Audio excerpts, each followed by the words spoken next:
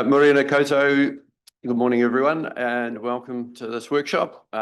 As normal with workshops, this is a public one, so obviously we've got members of the public here. It is being recorded and will be put on the website whenever that's ready, which won't be too far away. So yeah, just welcome everyone around the table here, staff and councillors. Also we've got Warren and Marlon from Department of Internal Affairs. Welcome members of the public, both in the chamber and those who will watch this recording in due course. Today is really an opportunity to look at what we need to do from here. We made a decision, was it 2 weeks ago, and we need to deliver on that. And as I put in the Amri Mail on Friday, that's certainly my priority, is to make sure that we deliver on the resolution. That's what we all own that. Some of the misinformation about trying to sabotage it and all those sorts of things are just nonsense. We have to make sure that we do set up our in-house option as best as possible, and I won't tolerate anyone undermining that, and I don't think Alex has any intention of doing that either. So with that reassurance, hopefully, I'll pass on to Alex. Apologies. We've got Hannah joining online. It's not a formal meeting, so we're not taking apologies as such, but just note that Hannah is online. Hello, you've lost the... So yes, a very brief introduction from me. So we started work on the in-house business unit the day of the resolution. So we started work on that. This is the first workshop really as a step towards developing that in-house business unit. And in a moment, I'm going to hand over to Marlon Bridge and Warren Uliselli from the DIA, who are going to set out what we'll need to do to deliver an in-house business unit that's compliant with the government's requirements as set out in the legislation and draft legislation that's currently going through Parliament. I'm then going to hand over to Amanda Nichols, our Chief Financial Officer, who's going to walk through some of the financial modelling that we've done so far, and we'll have some questions in there and points of discussion that will help shape that water services delivery plan. I should also say that Stuart Cross from Morrison Lowe is online, so Morrison Lowe will be supporting us in developing the water services delivery plan. We are aiming to have a first working draft of that produced by the 31st of July. So on Friday, I received a letter from the Secretary for Local Government requesting that we submit a first draft of that so that they can provide feedback to us to help give us some pointers of what more work we need to do to ensure a compliant water services delivery plan. So with that, I think we can go straight over to Warren, who's going to do a bit of an introduction of what we'll need to do to have a compliant water services delivery plan in-house. It's the right hand. There we are. Thank you. Thanks very much, Mayor and councillors. Appreciate the opportunity to speak to you again. I have joined you online. Nice to be here in person. So as Alex outlined, we'll talk you through our perspective, and Marlon, my colleague, who has extensive knowledge and experience in this area, I'm sure will be able to provide his insights, which we hope will be helpful for the discussion that you'll have today. But before we get into that, I just want to very quickly sort of follow up on, I guess, the advice and information that I provided online for your decision two weeks ago. So apologies if it's a bit repetitive, but I feel that it might be helpful just to sort of round back on a few things and be absolutely clear so that everybody understands with 100% clarity what the possible paths are from here, what the options are, and DIA's thinking and the Minister's thinking at this stage. But before I do that, I just thought it'd be helpful, a bit of context setting. It has been expressed, not just at this council, at a number of councils across the country as we've engaged and had conversations. A concern has arisen in a view that potentially that the government has sort of created a model where it's local water done well and put the decision making back to the council, but then has come in a heavy-handed way and is sort of forcing a decision upon councils anyhow. So I just want to respond to that concern by sort of stepping back a bit and looking at sort of the history of how we got to where we are today with this current government. And I'll take you back to the previous government and their model, and a concern held across the sector by many, not all, that that model with 4 then 10 entities forcing councils to come together and transferring assets across was heavy-handed and unnecessary. So the current government, when they're in opposition, were out talking to the sector, and they were getting very strong messages and reassurances from local government that you don't, that model is unnecessary. You don't need to do that. We've got this. We can arrange ourselves and we can meet these objectives.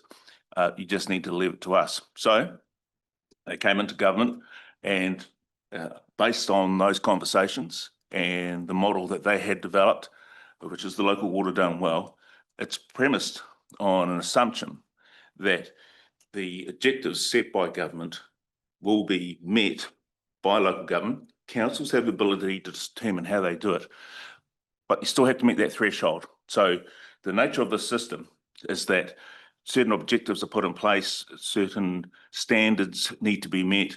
There is economic regulation, so the parameters are there, and then it's up to the councils as to how they meet that, but they must meet that. And if they don't, that's when government gets involved. So I want to be really clear about that the model is set up to enable the discretion to determine how those standards are met. And it's only when they're not met that the government will go to the other intervention options. So hopefully that's clear. As I say, I think it's helpful context when we progress now to looking at the models that you want to progress with as a council. So perhaps just go over some of the options.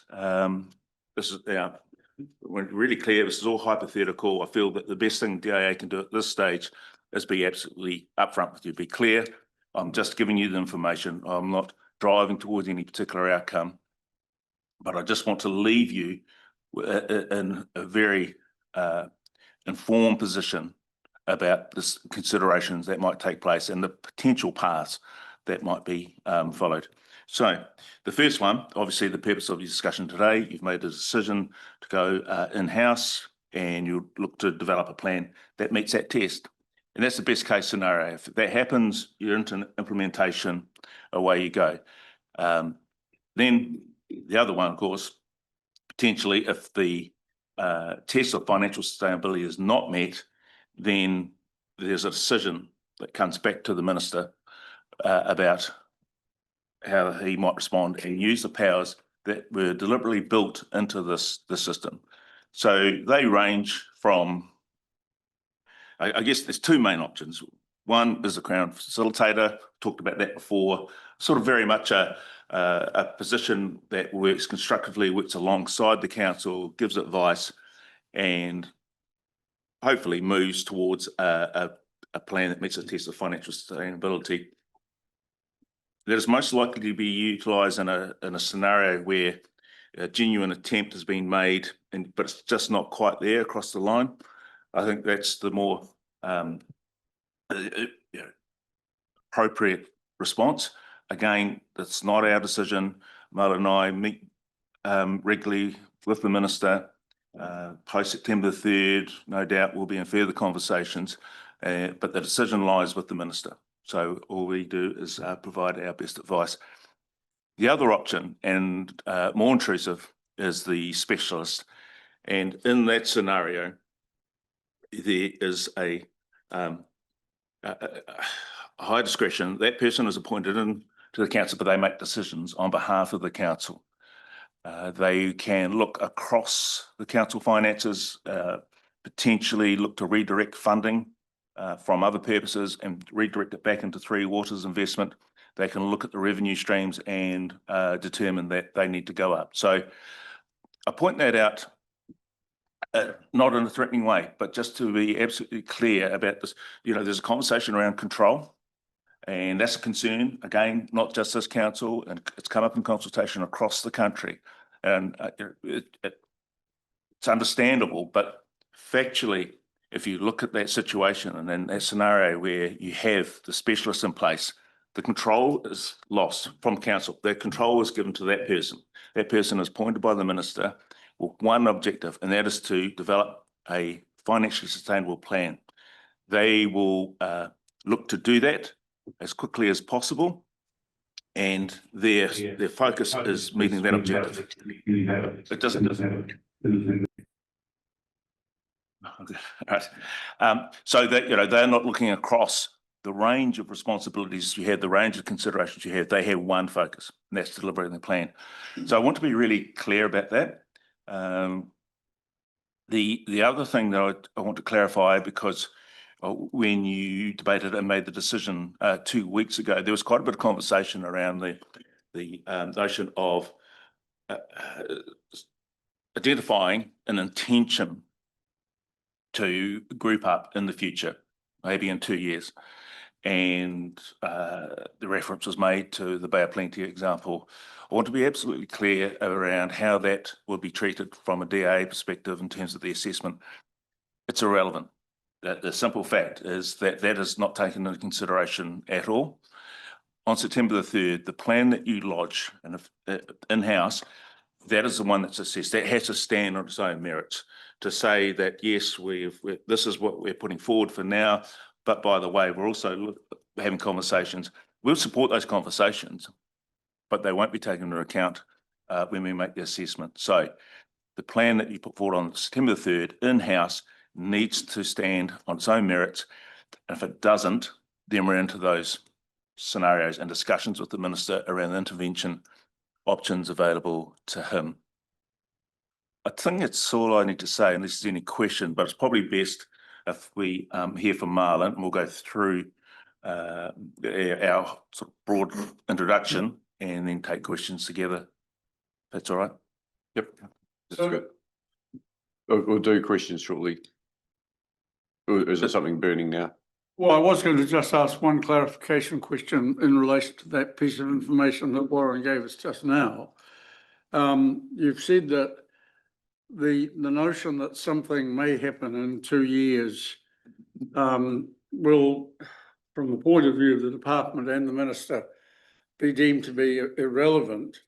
I'm assuming, therefore, that what you're saying, or am I right in assuming that you guys essentially see this as a 10-year decision, not anything shorter than that? So in other words, the vote we've taken commits us to something that you will assess on the basis that it's in place for the next decade. Correct. Absolutely. Thank you. Yeah, I would add viable for the next decade, because you may attempt to find something more viable if that's the case, in terms of whether it's working with someone else during that period. And there's a process for that. Yes. Okay. All right, thank you. Through the mayor. Warren's covered quite a bit off there, actually, but what I might pick up on is the in-house decision and the implications of what that is. I'll also talk a little bit about economic regulation and where the council's at. So from our perspective, right, just to give you some insight. So previous conversations, I've been to this forum before and met a number of you. The council was working within a grouping at the time, and we had relative comfort through that process given the size of the entity that was proposed. So obviously you made the decision to stay in-house. From a DIA perspective, while there were relatively small concerns with a group position, when it comes to standing alone, whether that's in-house or forming your own CC, it's a different scenario for us. So I'll walk through the logic of that now, but I wanted to pick up on the impact of economic regulation for an in-house decision and what an in-house decision means.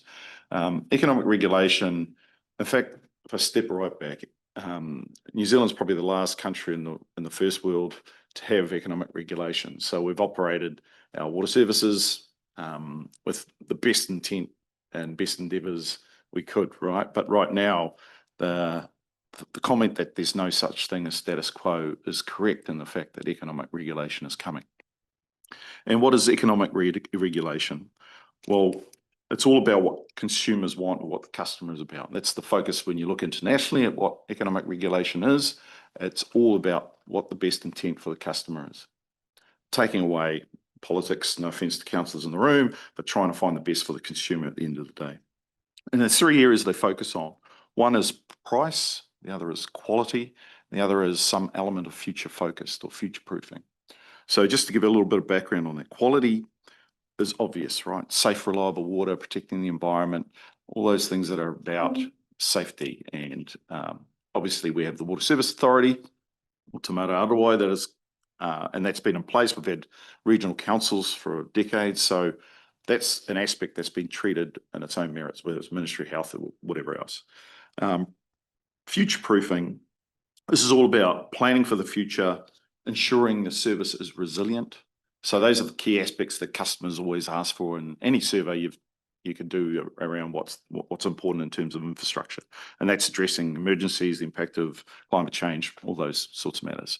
So that's fairly straightforward. Price is either too high or too low, right? And there's a number of factors that influence that, whether it's your population size, your infrastructure requirements, your topography, geography, all the things that impact that, design, planning, the technology used, product selection, and performance management. So those are the key elements that drive price. So regulation is the tool that's used to address this, right? And we've had a number of discussions around what this all looks like, but in the context of an in-house operation, economic regulation will be tough and intrusive. And it will be that for a council that decides in-house is the pathway forward, an economic regulator can effectively come in and look at the whole of council to assess the performance of water. And the reason I say that is because typically, while the legislation says the water must be ring-fenced, must have its own revenue, must support its own operations, a number of the systems intertwine. It doesn't have typically its own asset system or its own finance system. It's usually using staff services to deliver water. So an economic regulator will come in and make that assessment. So you've allowed the economic regulator through an in-house decision to come and look at basically the whole of council to assess the viability of the water performance within it. And rightly or wrongly, it's going to have an impact on the rest of council. And I make no qualms about the government being forthright in setting the legislation to be about council-controlled organisations and that clean separation, that clean ring fencing, just as part of the policy of local water done well, you know, being about collective work, councils working more collectively together, right? Two things that are really important in this process. But when we talk about where this council is at right now, in relation to that, you know, I made mention of the fact that it was okay. We weren't overly worried while you were sitting within a group. We do have some concerns now as we start talking about what going alone means, whether it's in-house CCO, right? And I want to be really clear. We've got some challenges around operating deficits, the council and what they are. I've got some stats if we want to talk about what that is. But not only that, the future 10 years where I think it's about 6 of the 10 years continue to operate in a deficit position. And when we talk about economic regulation, it's really important that you cover your costs. And it's really important that the costs are right. So an economic regulator will come in and typically regulates your asset base as the core element of water services delivery. And they will call a term regulated asset base as what everything will fall from. So typically, and I've got the numbers here, I can share those specifically with councillors if you want them, but typically what it is, in best practice, it's your asset base, your depreciation is 2% of that asset base. So obviously infrastructure assets last 50 years, that's why it's 2%. Your OPEX for best practice is also 2%. And then you have an element of somewhere between 30 to 50% of your OPEX is your overheads that support the delivery of those services. So I'm building a picture here, right? And then typically you'll have finance costs, which are around 20% of your revenue. And we could sit here and say, why would I want debt? Well, actually, the easiest analogy I give is, this is the difference between owning a rental property and your own home. Your own home doesn't generate an income, therefore you don't want debt on it because it's just a cost. Whereas actually the most efficient way to deliver a rental income is not to write down all the debt, but to have some level that's sustainable to maintain the income flows that are coming through it, right? So this is what efficiency from a financial perspective means. And it's really important because this is what financial sustainability looks like in the context of making sure you're not over-invested in assets, not making sure you're not overcharging customers. So that financial balance and the amount of debt that you take on is really important to get right as part of the solution. And then what that all means in the context of everything is your revenue is typically 6 to 7% of your total asset base. And I think that picture is kind of important. 6% if you're not a growth council, and 7% if you're a growth council. And just to give that context, when I apply those ratios to this council, your revenue is low. And your revenue is low just to get to a sustainable or financially sustainable level by about 50% or $7 million. And if we divide that by the number of connections you have, the price should be $500 to $600 higher. Right? And there are a number of factors that then flow from having a low revenue. You don't typically then start funding for your depreciation. Your OPEX, you control it by the amount of revenue or cash you have in the system. So your OPEX tends to be low. And that means your network starts suffering. And there are other factors inside this council that show me that it's a consequence of some of those actions. So high water loss network, you've got non-revenue water. Those things are really having an impact on the quality of the service you're providing. So I'm just trying to put this all into some context because it's really important when we think about the plan that you're going to submit and the challenges that we're going to be looking at to see that you're addressing them within your plan. And Warren's right, that we're not looking at it for the next 2 years, we're looking at a 10-year financially sustainable picture. And therefore, does it have the investment sufficiency? Because when you're undercharging for revenue, typically you don't then have the leverage to put the investments required to make it work. One good thing going for the council is there's a low level of debt. But because of your low level of revenue, your debt that you can leverage under a utility is limited by the amount of revenue you're bringing in. So there might be some challenges to meet that investment profile that you're putting in place over the next decade. Hopefully this makes sense because I'm just trying to give some context as to what we'll be concerned about when we see some numbers. And in that context, we've written to Alex or the mayor, and we've said we want to see for the end of the month some surety over what that looks like so we can give you a further opinion. But we're taking this on the assessment that we've done ourselves based on previous numbers that have been provided, but we don't know what the current situation looks like now once you've gone in-house. So I know that we're going to start talking about the financials, and I wonder if that's an opportune time or we start taking some questions. I think if we can go to questions first, and yes, we've got that letter from Paul James, Secretary for Local Government, DIA, which is asking for a draft water services delivery plan by the 31st of July. So councillors have access to that and convene. Right, any questions, councillors? Jim? Thank you, Mayor Kircher. Marlon, if I understand what you're telling me today compared to the question that I asked 2 weeks ago about Rotorua and the Bay of Plenty option, I gained the impression, and I might have gained that wrongly, that that 2-year delay or the 2-year of retaining in-house, whilst the other options were evaluated and other councils spoken to, at that stage was acceptable. But from what you're telling, both of you are telling us today, that is not. Is that correct? Well, it won't be taken into consideration in assessment of the plans I put forward. So each of those councils within the Eastern Bay of Plenty and Rotorua, their plans have to stand on their own 2 feet. So they need to put in 10-year financial sustainability plans for 10 years.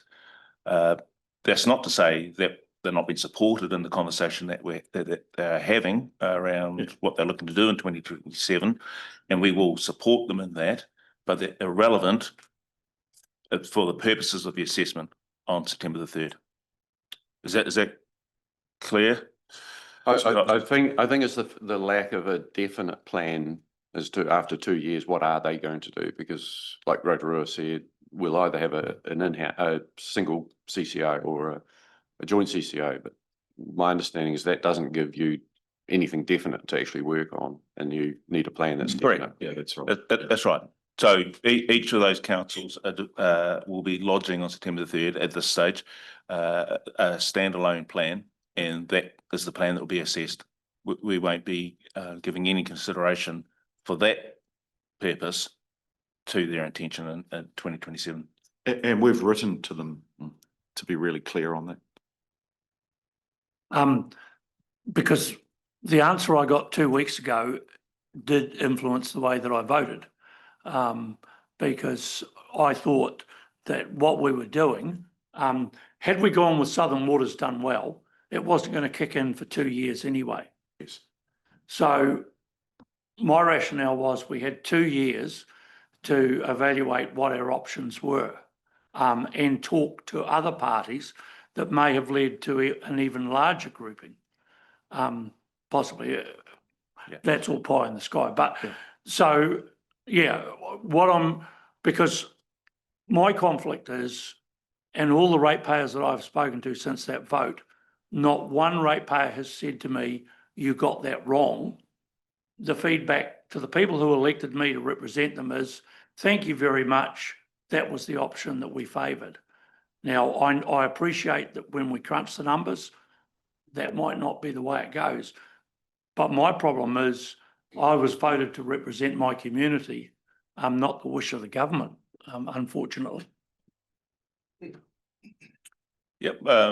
Well, don't dispute that. That's your discretion, and Yeah, I'm not saying otherwise. I'm just trying to paint a picture of where you should be today, right? I'm saying your bill should be $2,000 and you're under investing now, so it's likely to go up. The fact that it's $1,400 per house, I'm sitting here going, we're evaluating that as part of the process of looking at an in-house option for this council. Yeah, and I suppose the other consideration, let me also, if there in any way the advice that we gave at that meeting led to that misunderstanding, then I apologise. I thought we were clear, but yeah, subsequently I could see that there was some misunderstanding, and which is why I sought to clarify it today. Yeah, and I think there are some mitigating factors, right? So depending on how strong that commitment is, because, if I don't want to talk here about Rotorua Lakes, but they're saying they've got strong commitment in their resolutions and everything else. They just haven't formed an arrangement. There may be a line that's a little grey, but for now we're saying, and we've been really clear to the councils involved in that grouping, we're assessing you on an individual basis because of this, from our perspective, a lack of commitment to a future solution. Yeah, and I'll go back to my opening comments as well about the fact that each of those councils will be lodging a standalone option, and that needs to get through the test. If it doesn't, they're essentially inviting those intervention options. So that's the risk that they're taking. That obviously they're confident that they can mitigate that and get through, and then have that in place, have that signed off, but then continue the conversations. But it comes with that risk, and to my earlier point, your hand comes off the tiller at that point, in that you have either a facilitator, a specialist, you've got ComCom coming in and having a look at your things. So your ability to influence the shape of that is vastly diminished. And, it's important that people are aware of that. And we've supported them through that process and made them aware of the challenges they face. So it's not news to them, but it's just getting a little bit more formal in the approach, because there is legislation kicking in and we'll have to then follow what the legislation says as it plays out. Thank you. Tim? Thank you.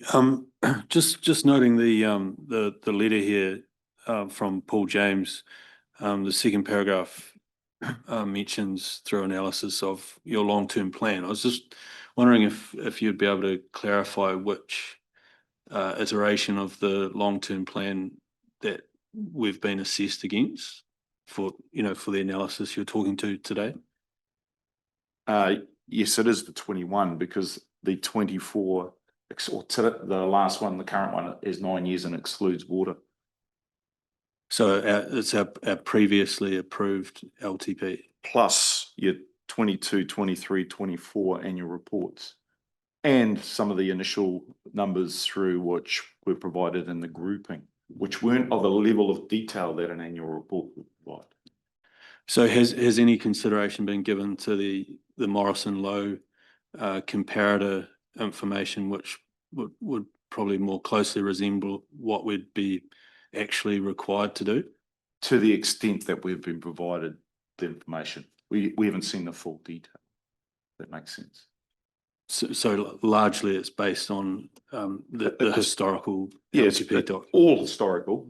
The elements of the future stuff has taken into account some of the group modelling we've seen, but that was more at a higher level than what you could see in an annual report, for example. Thank you. And with respect to the at the end of the commentary there, you mentioned about the revenue having some sort of limitation on the amount that a council is able to borrow. Has there been a change in that space? Because at least early on in the piece, when we were briefed on this, there was a clear distinction between a WSO and an in-house in the sense that the FFO requirements were driving behaviours in the WSO, but it was more related to the debt ceiling from an in-house perspective. Yeah, that's a good question. So I'm trying to ignore in-house or CCO or group arrangement. What I'm saying is there is a level of difference between what a council can operate to in terms of debt and what a utility, which I'm calling the water services entity, can operate to. Those are the major changes that have occurred. So for the likes of typical councils running finances through the LGFA, there are different parameters for a CCO over a council, and the ring fencing then determines the amount of debt under economic regulation that a economic regulator would allow in terms of what that entity could then pick up. But typically it's higher than a council. So you might have heard terms like 500% debt to revenue, or you might have heard an 8% or 9% FFO. They're all similar from a financing perspective. They just have different characteristics.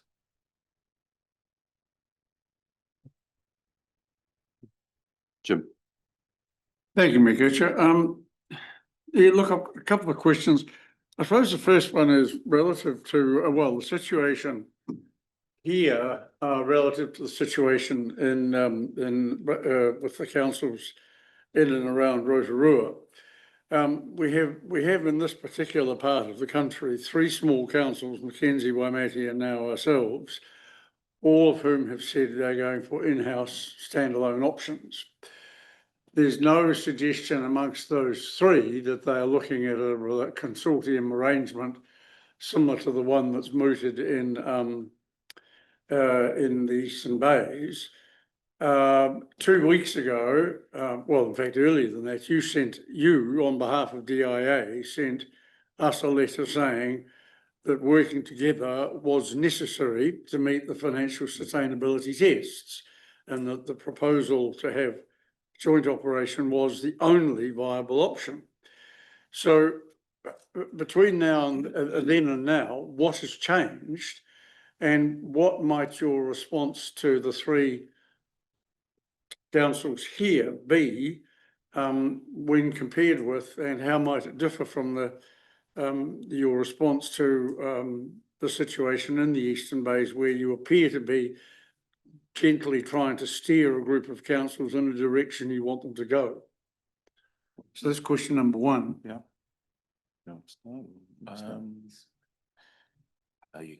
Yeah, look, I think we need to be clear, there is no difference. So while you might think that Whakatane or Kawerau or Portakey are getting softer ride, is maybe the term I heard, I may have interpreted that wrong. There is no difference. So we are currently talking to Waimate. We've sent a similar letter to Mackenzie. All those other councils that are previously mentioned have already got letters. So there is no difference, and we are supporting them as much as we can. That's what our modus operandi has been for the last 2 years. And what Warren's alluded to is the process changes after the 3rd of September because of the legislation. Okay, my bottom line is this. The parliamentary legislation reserves certain powers for ministers and for the department that overrides the powers and authorities and entitlements of councils. That's the way you've structured it. Correct. It's more mooted than the Labor government option previously, but there is still that ultimate capacity on the part of the parliamentary agencies to determine outcomes. As of today, do you still stand by the fact that what you said prior to 2 weeks ago, that a JV was the only viable option and was necessary? Is that still the case? And if so, when are you going to say, guys, you can't do this?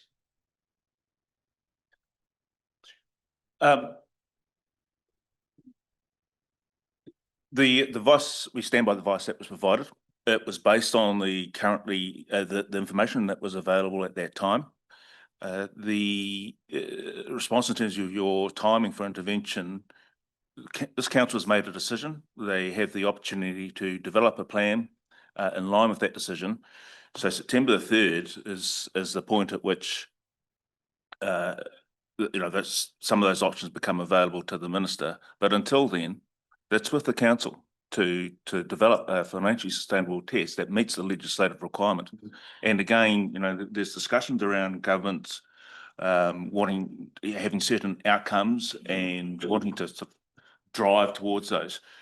I want to be really clear, the outcome desired by government is to have all councils have their water delivery services arrangements such that the necessary standards are met and that there is sufficient investment into infrastructure looking into the future. That's the government's objective. And I'll be quite upfront about this. Across the country, there are councils that have voted and will be submitting proposals that will meet the test, but are probably suboptimal. We feel there are better options, but we're not intervening. They've met the test, the legal test, and government will have no further role. We hope that over time they might shift to ones that are more optimal, have better outcomes for their communities. But we're in no position and have no intention to drive them if that test is met. So again, I'm sounding like a broken record, but government is only getting involved when the tests are not met. And those tests relate to high-level objectives that government has for water delivery services across New Zealand and into the future. But I can be more bold, right? So when we saw the group numbers and the individual numbers within that group, we said the only outcome for those councils was the group position. The challenge we have, we can't preempt what your in-house model looks like. That's why we've asked for the numbers by the end of the month, before we get to 3rd of September, to see if we can do anything to further support this. But we also are highlighting what the implications of not meeting the financial sustainability tests look like. And that's what Warren's outlined with the use of Crown facilitators, service specialists, because we don't want you to be misled in any way moving forward, because it becomes a very regimented approach to the way that we deliver the next steps. I just want to remind all of us around the table, but also our community, we've got a decision. What we're looking at is how do we make sure that's financially sustainable when we deliver that plan to DIA. So getting an understanding of when it isn't and when it is viable, that's really important today. And we're going to go into the financial shortly to see what do we have to do to make sure that we deliver a plan that is financially viable now and sustainable. And that's, as one other mayor pointed out, for his community, it doesn't mean that it's financially sustainable for the community, but it's financially sustainable from an economic model.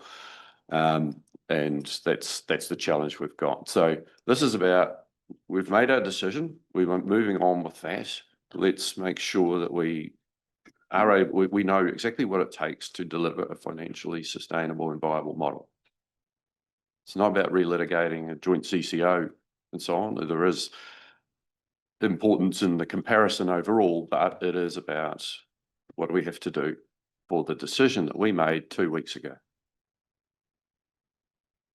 And I appreciate the comments from DIA because they're pointing to the need to increase revenue to make it financially viable. Back to you, Jim. Well, yeah, that was the other question that I did have. If I've understood you correctly this morning, what you've said is that your assessment predicated on the material that you've identified in response to Tim's questions that you've assessed. What you're saying is that we are proposing charges for the in-house unit that at $1,400 per household are too low, and that in fact financial sustainability would require the pricing to be $2,100 or $2,200. In other words, an additional $500 to $600 to satisfy your expectations of us meeting financial sustainability tests. Is that correct? Accounting for the fact we haven't seen your in-house numbers, I'm going off the information that's been provided previously. So I can't, without you presenting what your in-house numbers are, because all of a sudden it might be 2,500 because there's also a backlog that needs to be addressed, right? So I'm sitting here going, from what we've seen, that's my assessment. And that's why I don't want to preempt what you might do with your own in-house offering once you've assessed it internally. Thank you. One of the things around the financial sustainability test, and I can't remember whether it was in the report that you guys sent us recently or some information prior to that, but there, and I know Stu from Morrison Lowe talked about it as well, but this this range of 2 to 5% of median household income as a Yes. test. One of the challenges, I guess, in this community, which has a high population of superannuants, is that using the median, I'm wondering how we navigate like a true reflection of, because if I can explain it a different way, say a household, a superannuant household will have a lower water usage, and so to just set the average water charge against that is probably misleading in terms of the test of that against median household income, because I think we've got one of the highest populations of over 65s in the country, so Second highest. Second highest. So that almost needs to be split out as a subgroup to test against likely water usage, and therefore what the charge might be, given that the usage for that household would be considerably lower. Yeah, look, you're talking about what options you have to assist with those that might earn lower incomes, right? And so for me, I'm talking about how we might illustrate a true reflection of the charge for that type of household and have that measured against that 2 to 5% test, because Yeah, okay. So that would rely on your data because we're only going off Stats New Zealand. If it's available there, we'll be able to capture it. But as part of your plan that you're submitting, I don't know if that's going to help you, if you know what I mean, in terms of the affordability component of the financially sustainable test. Because actually, when you look at what financial sustainability means, while we may have these parameters of 2.5% to 3% number that we're using at DIA, yeah, 2.5% to 3%. That's only one of the factors that goes into the overall assessment of financial sustainability. And if you think that's more important to you, to keep your prices down to meet that, there are other gives and takes in that you'll need to find the balance for to make it work. That's your approach. I'm just giving you an economic regulator perspective and what they would do, anyway. Do we have we been provided with a definitive list of all the measures, as in our team have been? Sort of through the conversations we've had with everyone that's providing your numbers and the information, right? Because they ask the question, we say, this is, inflation and parameters and assumptions. We have some guidelines, and you could just say, hey, I think we've typically said, just use Burl, So it's just more, while there have been bits and pieces over the last 2 years provided, is there a comprehensive list? I can't give you a comprehensive list, but we've certainly had plenty of discussion around the expectations on what financially sustainable looks like. There are guidelines on our website. We've told councils where to look. So there's information in lots of different places. I just can't say to you, here's one list and this is what it looks like. So what in DIA's eyes, what will be, say, the top 4 or 5 key metrics that will be used to measure us? Oh, well, one is obviously revenue sufficiency. So if you look at what the criteria for variable financial sustainability test is one, investment sufficiency is another. Are you putting the right investments in place? Financing sufficiency, do you have the right debt levels to support it? And then environmental compliance, are you meeting all the standards required to deliver that service? So then within the financial sustainability, there are layers of which affordability is one, for example. But I would stick to the top. Is it the right investment? Is there, it's not only what's in your app, it's what's not in your app.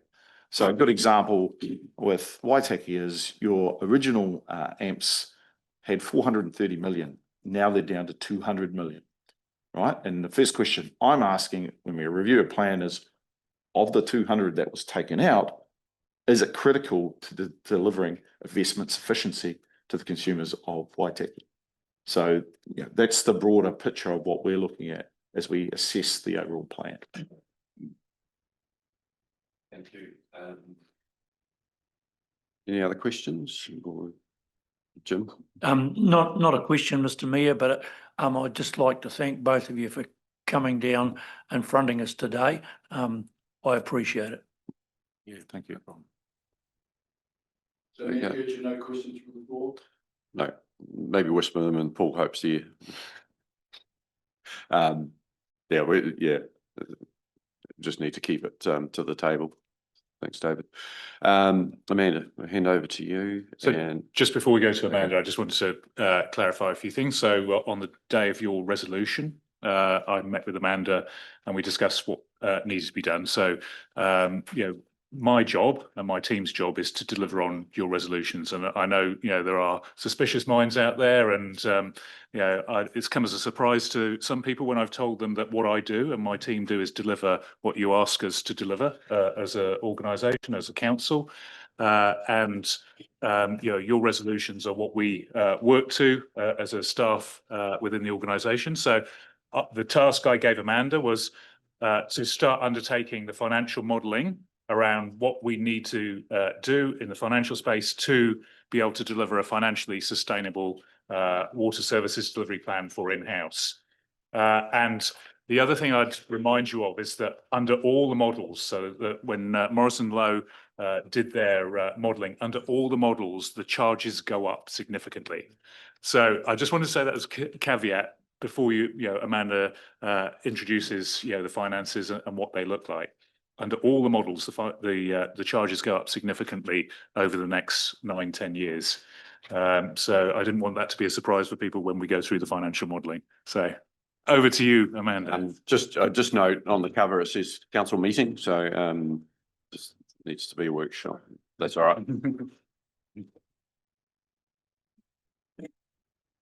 Okay, yeah, so I guess to reiterate, I'm an accountant. These are the numbers, no emotion to it. I'm just putting the numbers out there and hopefully you're familiar with them anyway. Obviously we've been through it a lot over the last 20 months developing the long-term plan. I haven't considered anything in terms of what Morrison Low has done or comparisons to any other councils. This is simply our numbers, our picture standalone. I'm going to kind of take you through a bit of a history lesson, a bit of a story, like from where our numbers are in the final LTP and kind of backtrack to steps to include the in-house waters numbers, and we'll have a conversation at the end about different options with the aim to create financially sustainable forecasts that will be included in an improved water services delivery plan. Yeah, so I think it'd be easiest if we hold questions to the end, because hopefully we can step through the numbers. There's a few different pages here. And then if we just, hopefully all the answers will be supplied as we go through it, and it'll all make sense once we reach the end.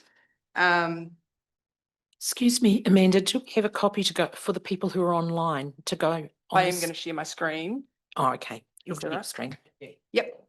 Yeah, so I guess I will kick off.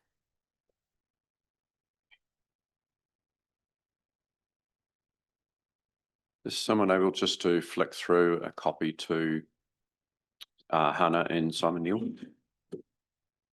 Yep. Thanks. Okay.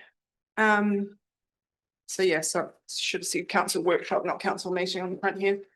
Okay, so the first page, you should all be familiar with. This is what was approved in our long-term plan on the 30th of June, 2025. So obviously there was a long 20-month process to prepare those numbers. Both like we started with Waters In and then tried various different options, but ultimately ended with this picture. The graphs below show the key areas that we were concentrating on throughout, trying to achieve the balanced budget. It was something when we went out for consultation last February, we didn't have a balanced budget. We were making deficits, and we were just trying to reduce costs and get the right balance between reducing costs, increasing income, to achieve a balanced budget, but also bearing in mind rates affordability. So that middle graph, we had a couple of years, the first 2 years where we were looking to breach, but then the big decrease as it was going to go to a separate CCO from 1 July 2027.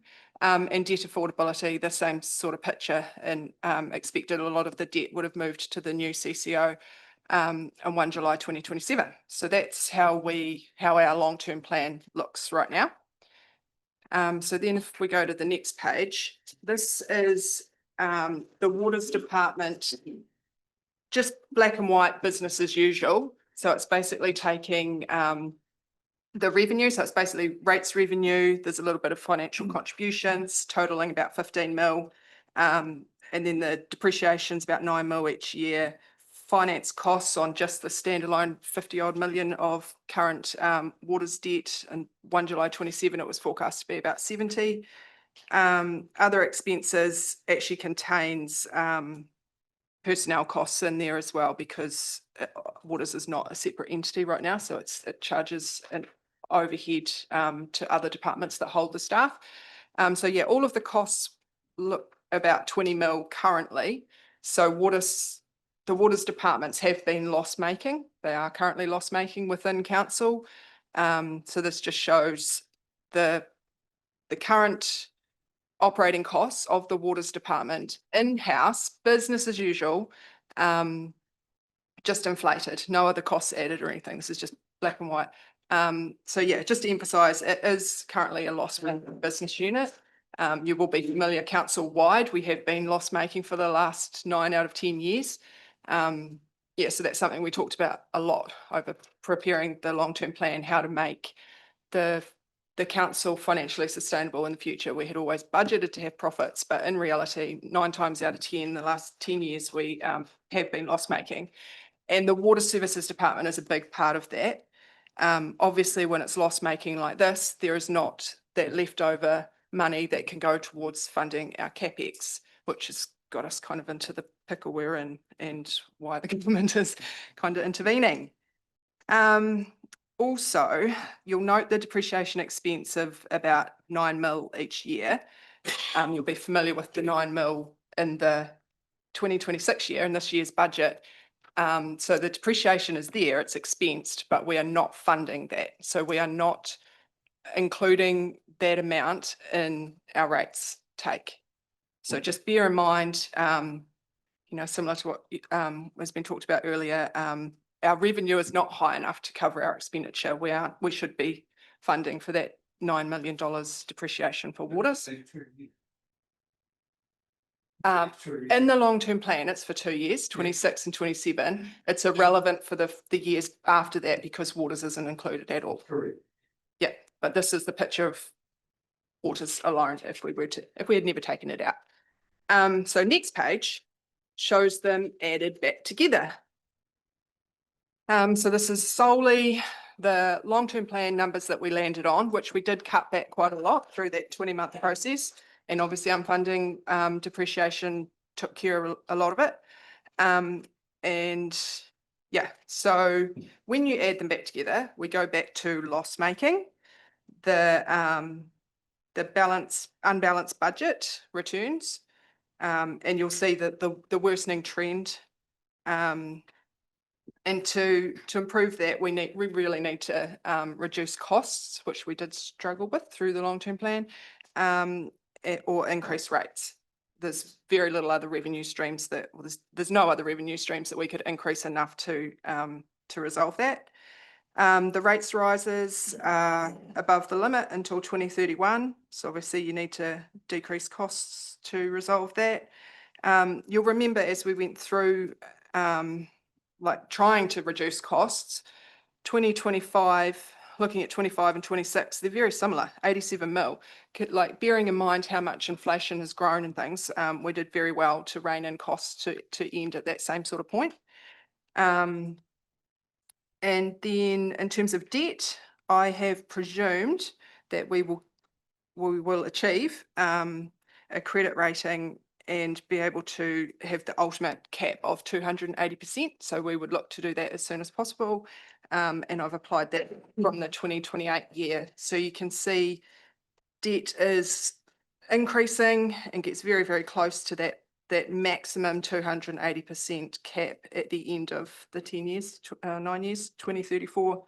And then if you look out in the long term, it just keeps increasing. There's like very little ability to repay debt. So that's black and white. This is just our long-term plan, adding in business as usual waters department. And when we know that it's not business as usual anymore, it's going to be a highly regulated separate business unit. So there is going to come at cost. Another key aspect that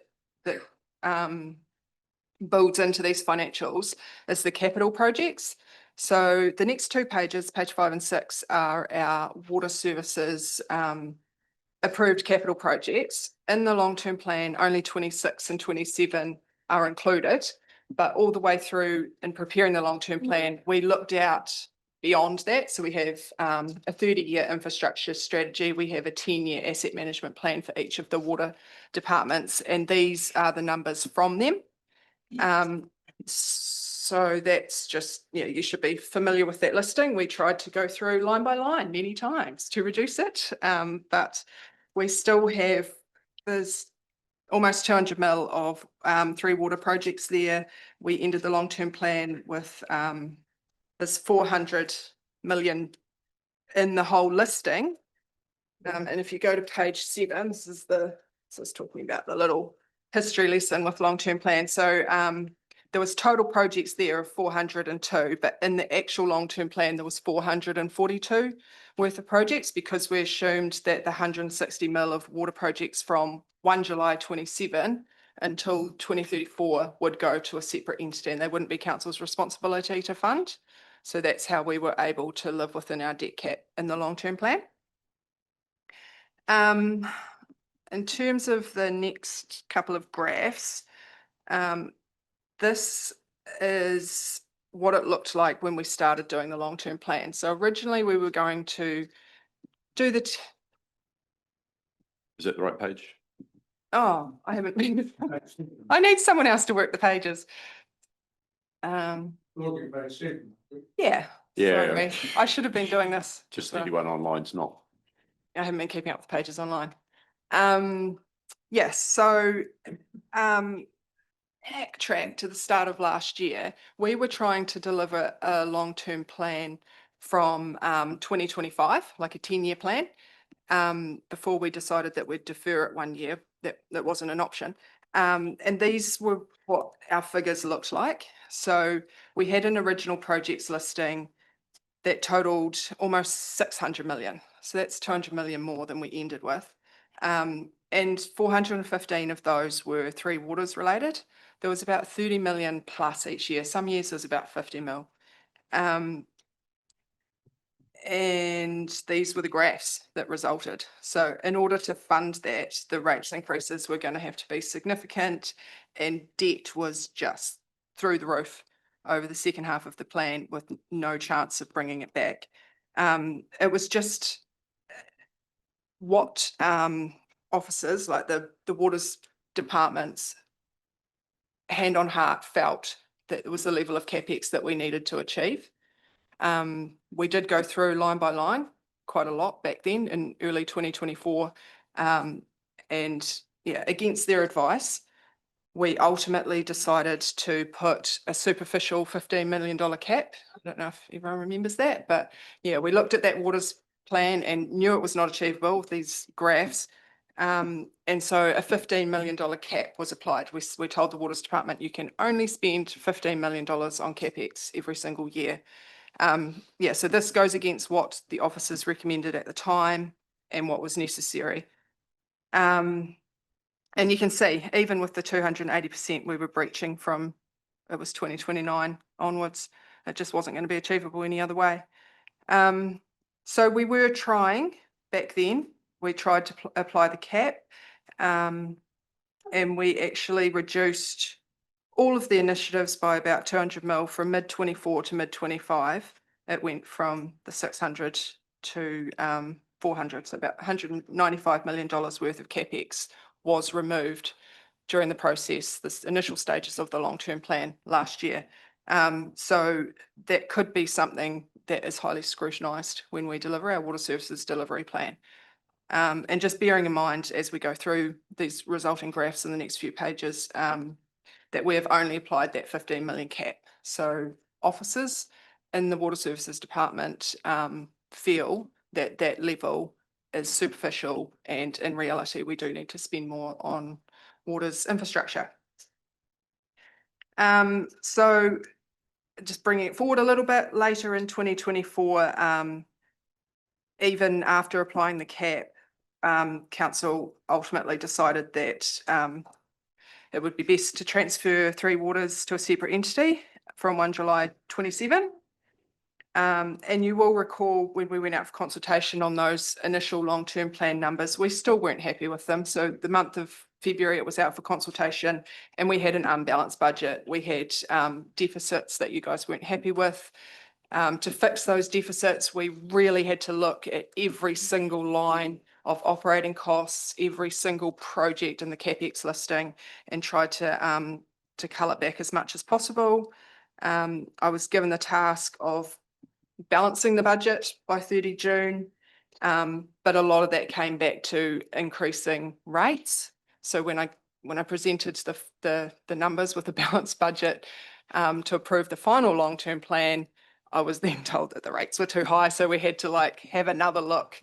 You know, it took a lot of effort through April, May, really scrutinising costs and trying to rein it back to reduce the rates increases as much as we could. We made decisions like unfunding water's depreciation, which I know as well people weren't happy with. But that's where we landed. So that was the final, that's the story of how we ended up with those long-term plan numbers, and just highlighting a few of those concerns there, like the water's CapEx potentially won't be enough in there, unfunding water's depreciation, and just the balance between getting that balanced budget, so having enough revenue to cover our expenditure so that we're not loss making like we have been in the past, but then to do that, not increasing rates too much so it's unaffordable for people. So it's the challenge we've had for the last 20 months. And we will continue to have as we try to develop something that's financially sustainable, but also bearing in mind that it has to be affordable for our community. So over the page, we just need to also consider, as it's been outlined by the DIA, we can't just carry on business as usual. So those numbers, those water pay figures on page 3, we also need to add some extra costs of making waters a separate standalone entity that will meet the new regulations. So I've tried to do like as low cost as possible. So I've put in some extra figures for some form of governance committee, assuming that we would need 2 to 3 external industry qualified directors. So I've put in a similar cost to what our significant CCOs and other entities of that sort of utility entities of that sort of size, about 45K each of them, a general manager and 2 or 3 specialists. So like there would need to be a specific waters asset manager and a financial manager that would be able to look after that separate business unit and prepare for the audits and everything. Yeah, so I've put some figures for that. Te Mata ROI levies, so we are paying that from this financial year. It's currently set at 95K for 3 years, and then I've just inflated that in the long term. Put some costs in to complete a credit rating and maintain it each year, so it does come at a cost, and it is a bit of work each year to present the figures and get that over the line. Additional audits, I didn't know the cost. There would be so they would have to prepare their own annual report and have that audited, and then there'd be probably separate regulatory audits about performance similar to the electricity suppliers. Did you have a question? It's not a question. I just wanted to add a point of clarification. So these are our initial assumptions that we're working on, and we're working on an assumption of creating a virtual ring fence unit, so not changing the structure of council at the moment. So when we transformed and we put in place a new structure, we got significant staff efficiency savings from that. If we were to create a standalone water services unit, similar to the way we used to have a separate water department, we think there'd be more staff costs right in. So we're looking at how we can do this within our existing structure to minimise the additional costs that we have to put into this. So that's the working assumption we've got at the moment, which will probably be tested throughout the assessment process.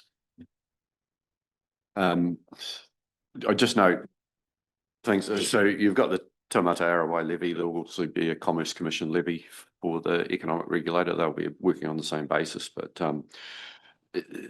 well, I assume it's the same basis, which is a population one, I think, for Te Mata ROI. So that is a cost, whether it's in-house or joint CCO. But the Commerce Commission will have a lot of say on what we do. And you've got down at the bottom bullet point, thought also needs to be given to funding Three Waters depreciation again. Be interested to hear from Marlon perhaps on, will that be our decision to make, or is that a typical decision that the economic regulator would make? So what was the question? So we've unfunded depreciation on water assets for this year. Yeah, that will definitely be something the Commerce Commission would intervene on. So clarity on that, our working assumption is that we will need to build back that depreciation back in to our budgets, funding of it. The question is over what timeframe we do that, whether we need to do that immediately in 27 or whether we can, spread the cost of that. I should imagine the Commerce Commission will be wanting us to do I that. can't comment when Commerce Commission would get to that level of heavy-handedness, but it won't be year 10. It'll be a lot sooner. Tim, did you have anything? Oh, can we do questions at the? So, sorry, it's my fault. I interrupted Amanda's presentation to give a clarification. I think she's got a bit more to go in terms of what the modelling looks like. Can we just take some questions? You've gone through a lot already. If you can't cover it, just let us know that, but it's just good to rattle around any particular questions we've got at the moment. That's all right. So Oh, thank you. Yeah, I'm glad we've raised the depreciation here because, obviously that it becomes a moot point if the new entity was going to build depreciation back in anyway, which they obviously would through, good asset management practice. So, I think it just needs to come back in, probably in a stepped approach as has been indicated, so that the pain isn't felt in year one, but maybe across the first 3 to 5 years or something like that. But I just had a question. Amanda, you mentioned that the debt keeps rising over time, but if we look at the debt graph on page 23 of our LTP, it peaks in 2034 and then falls away.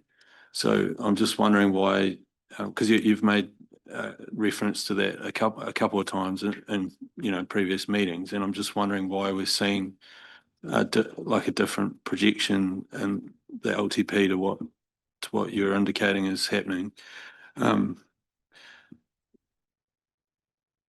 Yeah, that's enough for now. Thanks. Okay, so in the long-term plan, it's completely different figures. It doesn't have water at all. Sorry, it's the graph in relation to the water consultation part of the LTP on page 23 of the consultation document. There's a graph that goes out 30 years, and the debt ceiling lifts over time because the revenue is lifting with it, and the debt peaks in 2034, I think it is, and then falls away over time. Okay, that'll be a Morrison Low. Sorry, Graph. that's from the Morrison Low assessment, and they didn't include anything in there. Stuart's online, but you can clarify this if I've got this wrong. They didn't include anything in terms of capital spending on anything else other than water after 2034. That's So- correct, Alex. I've got it up on my screen here. LTP, does it inflation adjusted every year? Okay, because some of the numbers are just flatline, but we're just going to get less value, obviously, if that's what we're spending. Well, it's similar to what we've done this year with our costs. So 25 and 26 are flat line. There is inflation, but we've reduced costs. So that's what we tried to do all the way through to keep rates as low as possible. So it's not that. There is some chunky changes, so our North Target irrigation investment, there's 15 mil that will be repaid in 2031. So that takes a big reduction to debt. So there's some ups and downs, but yeah, so when you get big repayments like that, we want to put it straight back to debt. And you can see that that's happened this year with the Observatory Village repayment and things like that. So it must be some ups and downs like that. But generally, there's an increasing trend with debt because of all the level of waters CapEx that we need to do. We also have some other chunky projects in year 8 of our long-term plan as well. Very quickly, Jim. Yeah, I think it's important to actually clarify this matter, and I heard the gent from Morrison Low endorse what you said, Alex. So the real question is whether this graph actually means what Tim believes it to mean, or whether it means what you have explained and what the Morrison Low representative has confirmed. And I would like that matter sorted at some point sooner rather than later. I do have a quick question for Amanda as well, if I may ask. Amanda, the one thing I would just wonder, a lot of these calculations and information, and you look at page 8, for instance, the cost is 9 million per annum, last paragraph. And although depreciation is considered in the balanced budget calculation, it's not funded. So it is not included in the rates forecast currently. If Three Waters depreciation was to be funded for, rates increases would rise noticeably every year. That seems to me to presuppose that any internal unit, standalone and separate and ring fenced, wouldn't opt for volumetric pricing. And I would have thought, again, logically, I can't see any viable way that these entities or operations can function without that. So why are we assuming that it'll be rate funded rather than a volumetric charge? Okay, so I'm trying to step through where we ended in the long-term plan, adding business as usual waters, adding extra costs that we know are coming. And just kind of, that's why I said we'll wait till questions at the end. It'll come clear at the end. I want to show you where that falls right now. There's a decision to make whether we want to increase revenue, how much we want to do it, whether we want to unfund waters depression. That's I need to take advice from you. I'm just saying these are the numbers as they fall right now, and then we'll get to the end and reflect on those sort of conversations. And I guess over the next couple of weeks, it'll be a decision that you guys make. I can come back and show you. I'll look to provide a debt beyond the 10 years, the CapEx program beyond the 10 years, waters alone, and then with our any other chunky projects we were looking to do that may not be an option anymore. I can show some graphs with different levels of water depreciation, so you can decide. And you need to get the right balance between sustainability, like to be profitable, so we have enough money to go towards CapEx, and then that rates rises aren't too high as well. So I will take direction from you. I'm just giving you black and white how they fall right now. I think we'll get on with the rest of it, Jim. We'll come back to that if we can. We're going to have a break in 10 minutes, so we'll whistle through what we've got left here. Yeah, so just scrolling through the rest of those costs, there's obviously some audits to come and potentially some systems improvements. So obviously we've got our own financial system. We have some systems now that that our waters assets are maintained in. Whether we can still share that with other business units, or the new standalone entity has to have its own systems, I'm not sure. That cost is unknown at this point. Also water charges. So obviously from 1 July 27, we will look to put in place water charges. So whether that needs its own separate system or that can somehow be done in our current financial system or the rating database, I'm not sure. And yeah, obviously a big one is the Three Waters depreciation, looking to fund that because that's 9 million. So that's looking to increase 4 or 5% on top of those rates rises that are already showing. So if you put that back in, really the only way we can fund it is rates. So it's up to you how much you want to do that. Remember what the next Okay, so these are the steps I've been through. Just kind of pulling it together. So the easiest way to show you was to step through the process I've been to try and add it back together again. So I started with those LTP forecasts with Three Waters added back in just as the business as usual approach. So that's the ones on page 4. Assuming one water rate across the district. I haven't inflated those water rates or made any assumptions other than this is just business as usual at the level we're charging historically.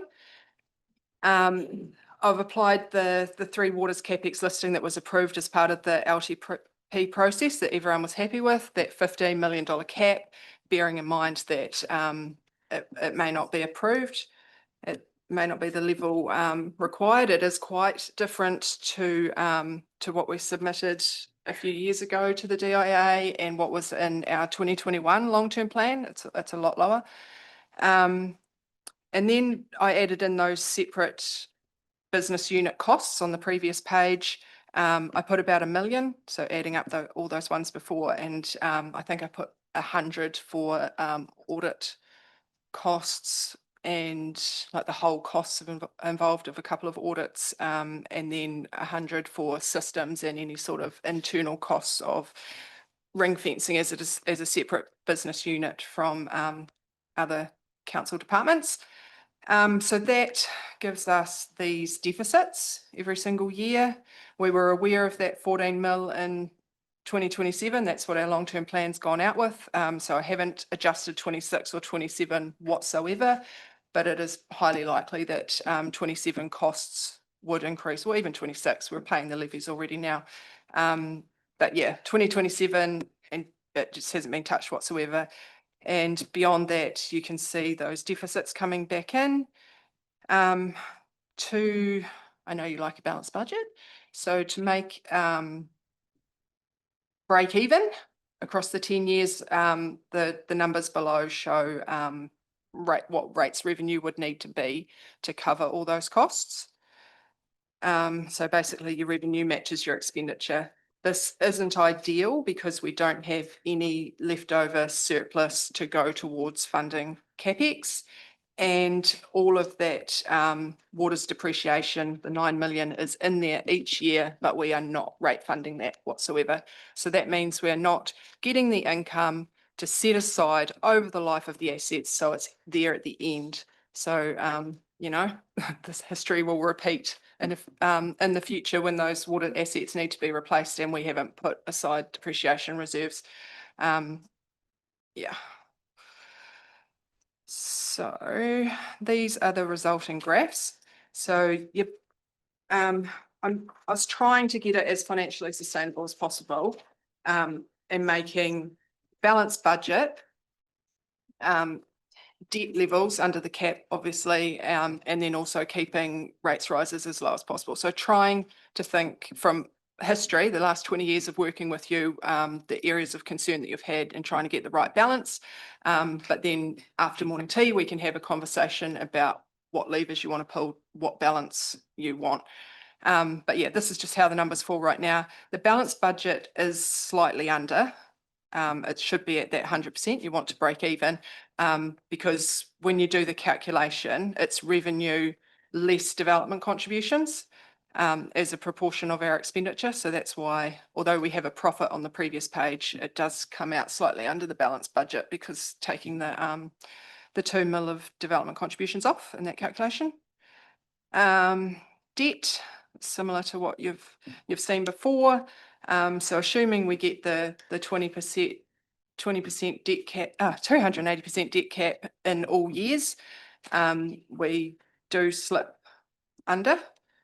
It gets pretty tight in 2034. And just bearing in mind again that this is just applying the 15 mil cap for waters. And this is including all of the CapEx that we currently have in our long-term plan as well.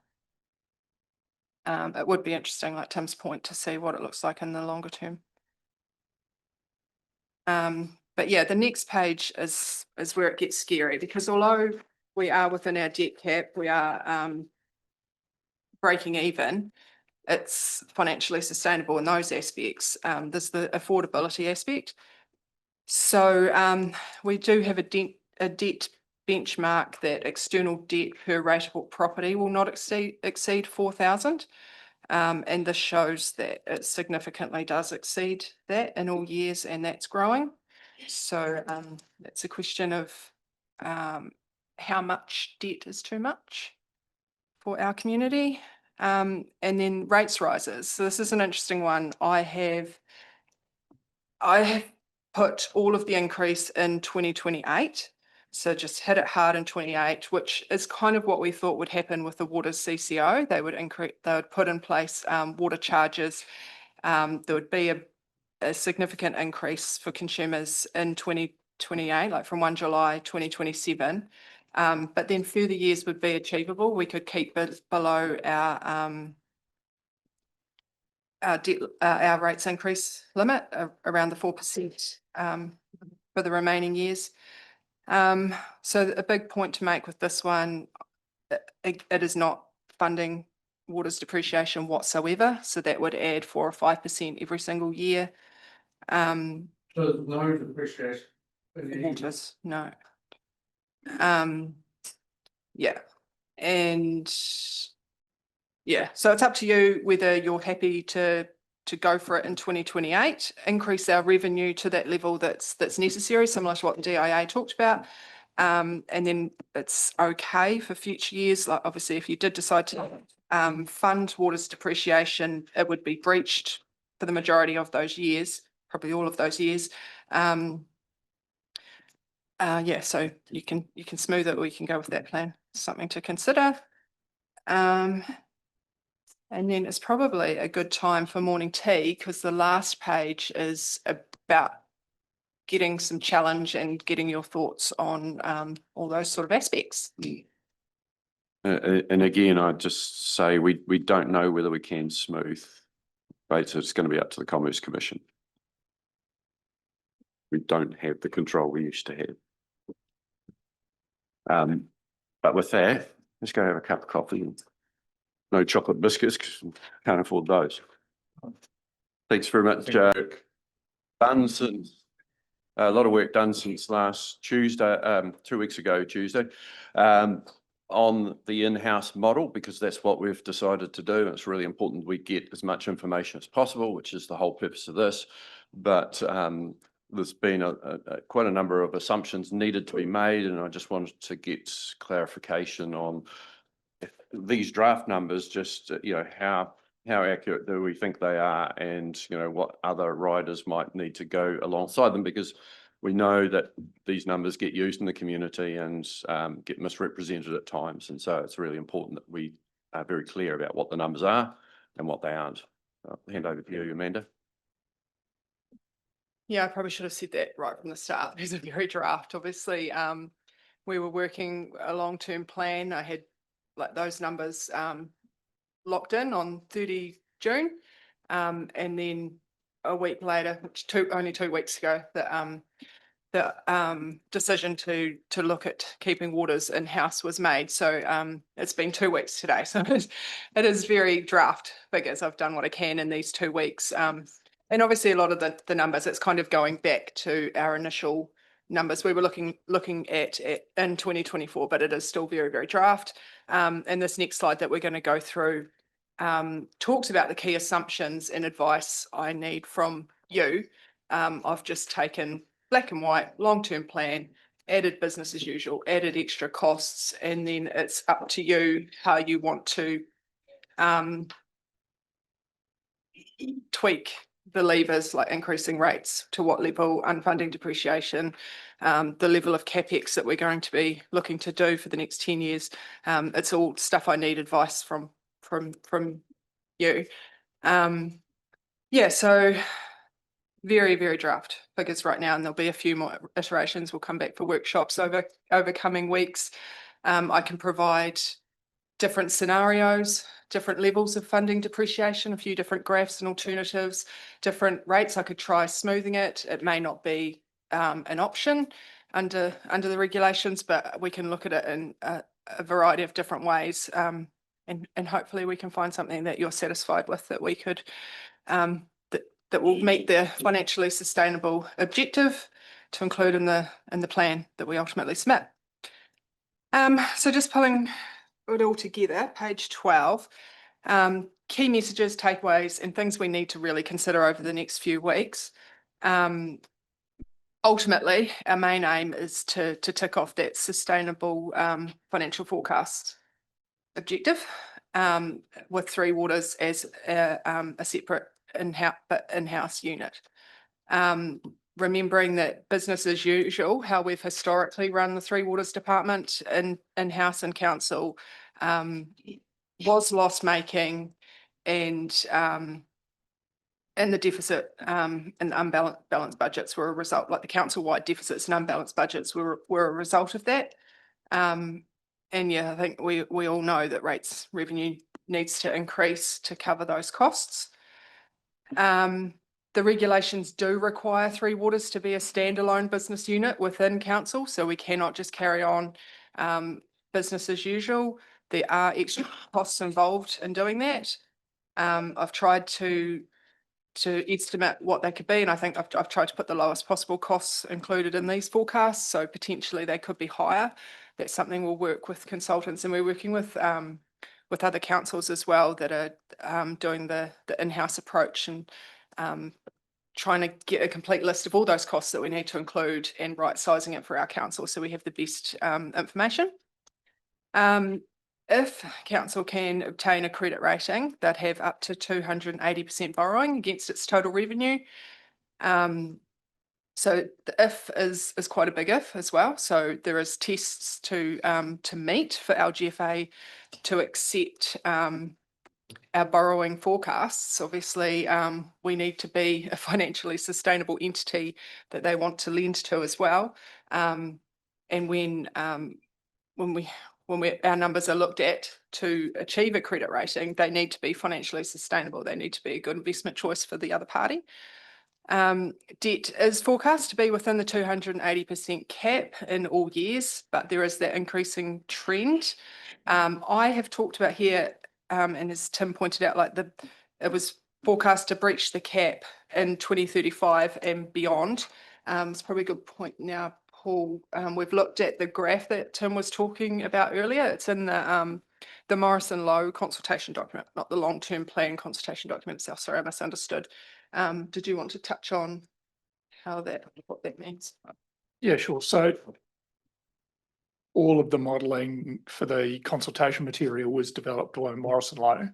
And so they made a number of assumptions, really a lot of similar assumptions that Amanda's just talked about.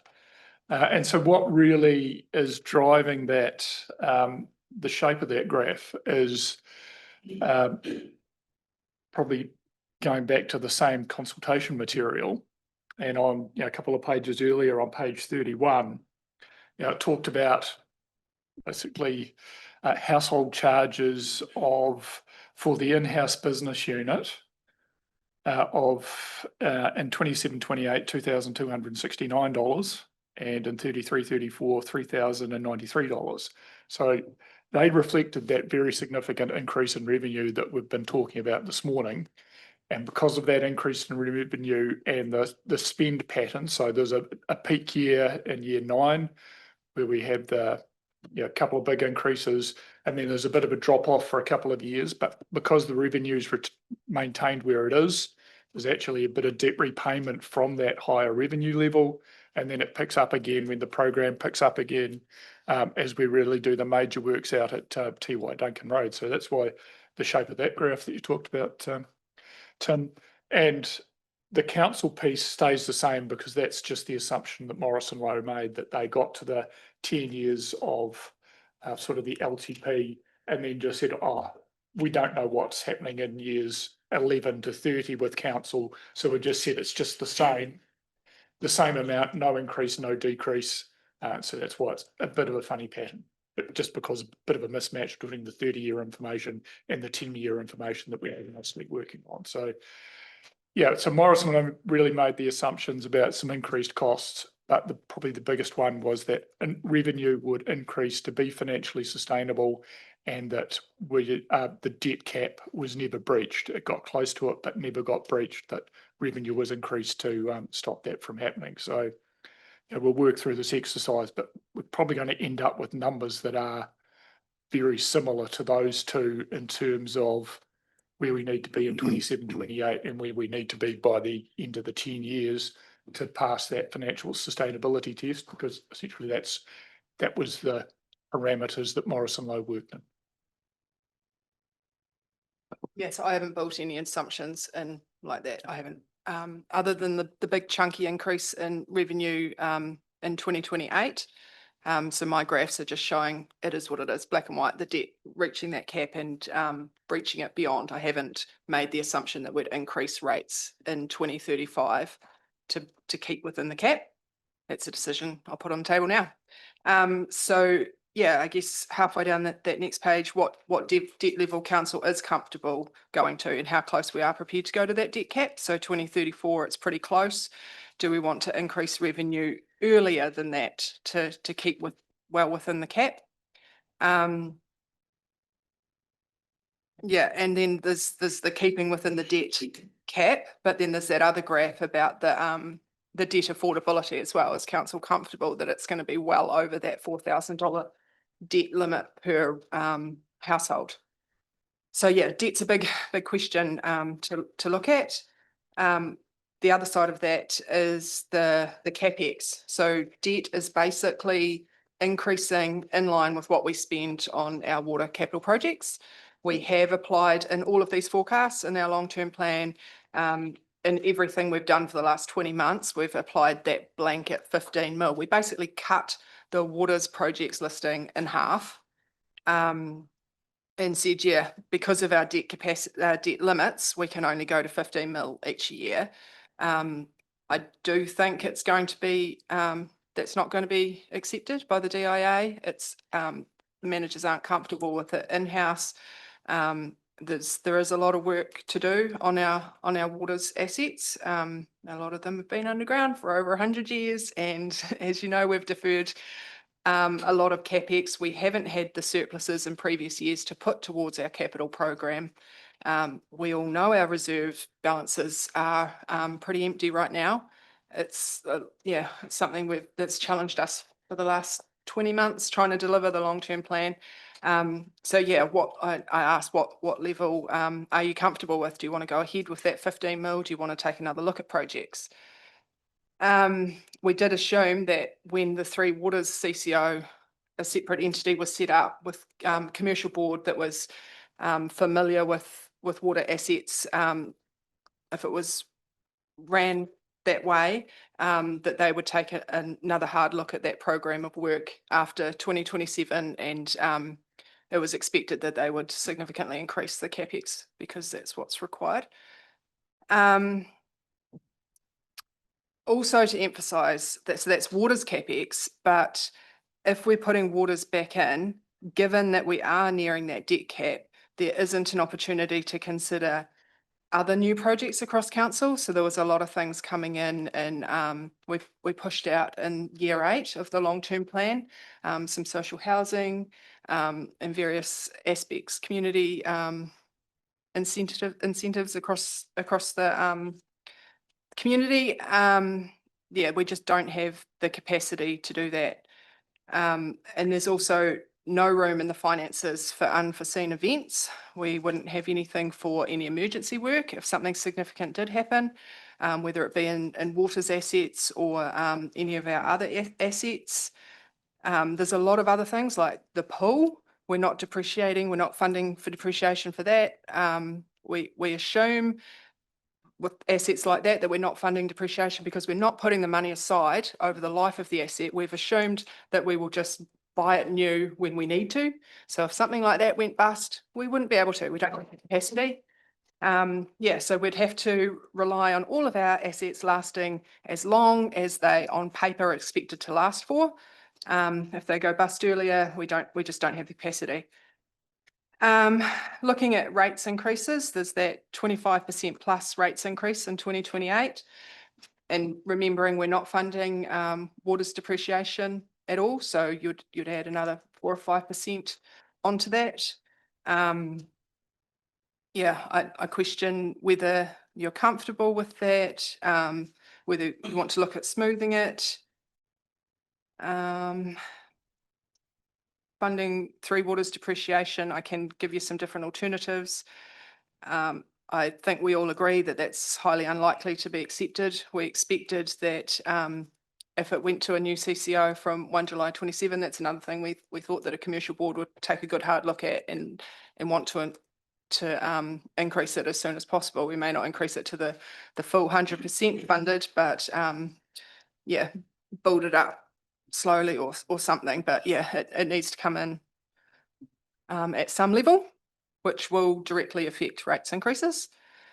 Yeah, so that would mean 4 or 5% rates increase for that whole 9 mil. If you do want to do that, when and what level? So these are all questions that I welcome now. Challenge the numbers that I've put in front of us. Give us your thoughts and direction on how you want me to tweak the numbers to ultimately have something that's financially sustainable and affordable for our community. I can go away from any feedback I get today, incorporate that into these figures, and we will be coming back doing some further workshops pretty much every Tuesday until the plan is submitted.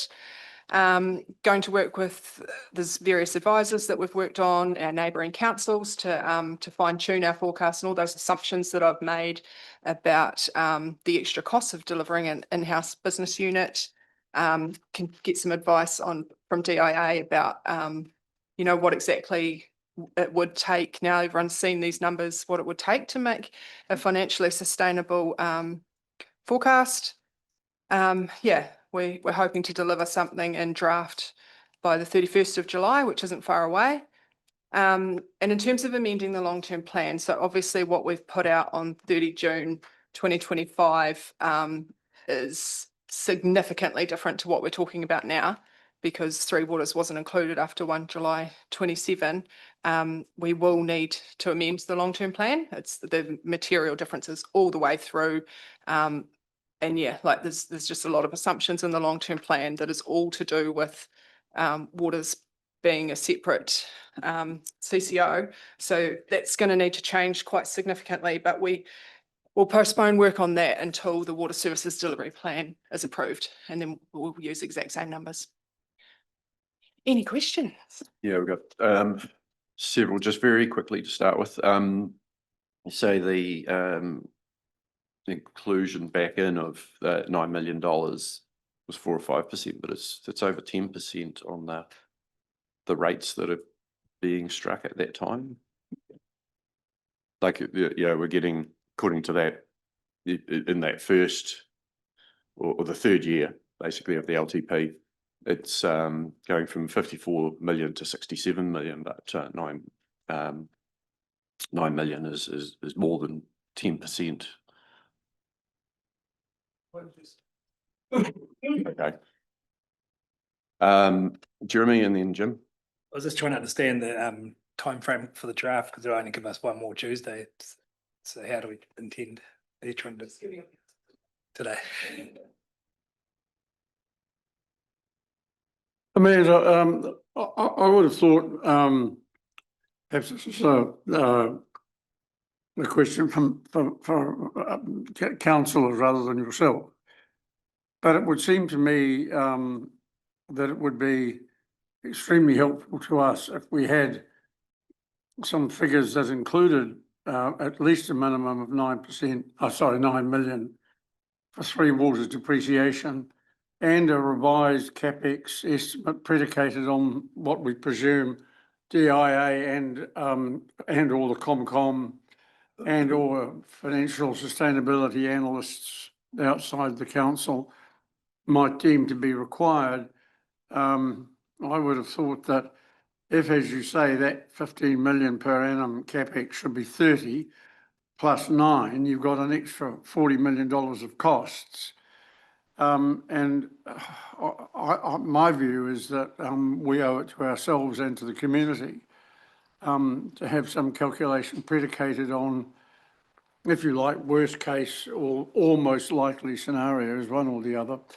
The other question I have is, I'm just wondering, my reading of the Act doesn't tell me how these standalone entities might be expected to operate. But if this unit is truly autonomous and independent of council, surely it will be the unit itself that actually determines CapEx and depreciation quantums per annum.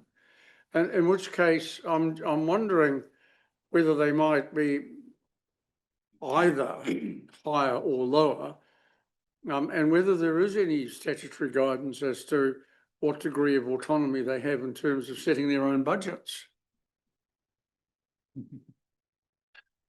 So there's not statutory guidance on that for in-house. We're looking at what other councils are doing.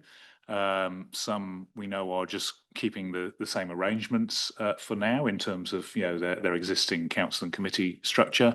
Others are setting up committees with professional directors on them some completely with professional directors, some with councillors and professional directors who have a large degree of delegation to make those decisions. I think the challenges within house is that whatever delegation you give, there's an impact of what that unit decides and what that governance decides on the rest of council. So that's why we need to look at the quantum of borrowing across the whole of council. So whatever they decide in that area will impact on the rest of council and what it's able to do. So we're working that through at the moment, but it's not in the statutory guidance there. It's for us to work through what works that satisfies the various regulators and meets the needs of our community.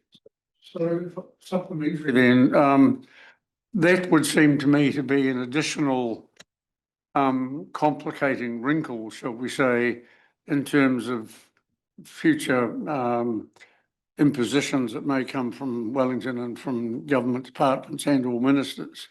Because I cannot see how you can have a genuinely autonomous and independent unit within a council if in fact it's the council itself that says this is what you can spend this year and this is how much you can recoup by way of depreciation charges. And I would have thought that somebody in Wellington is going to say, no, that's not true autonomy.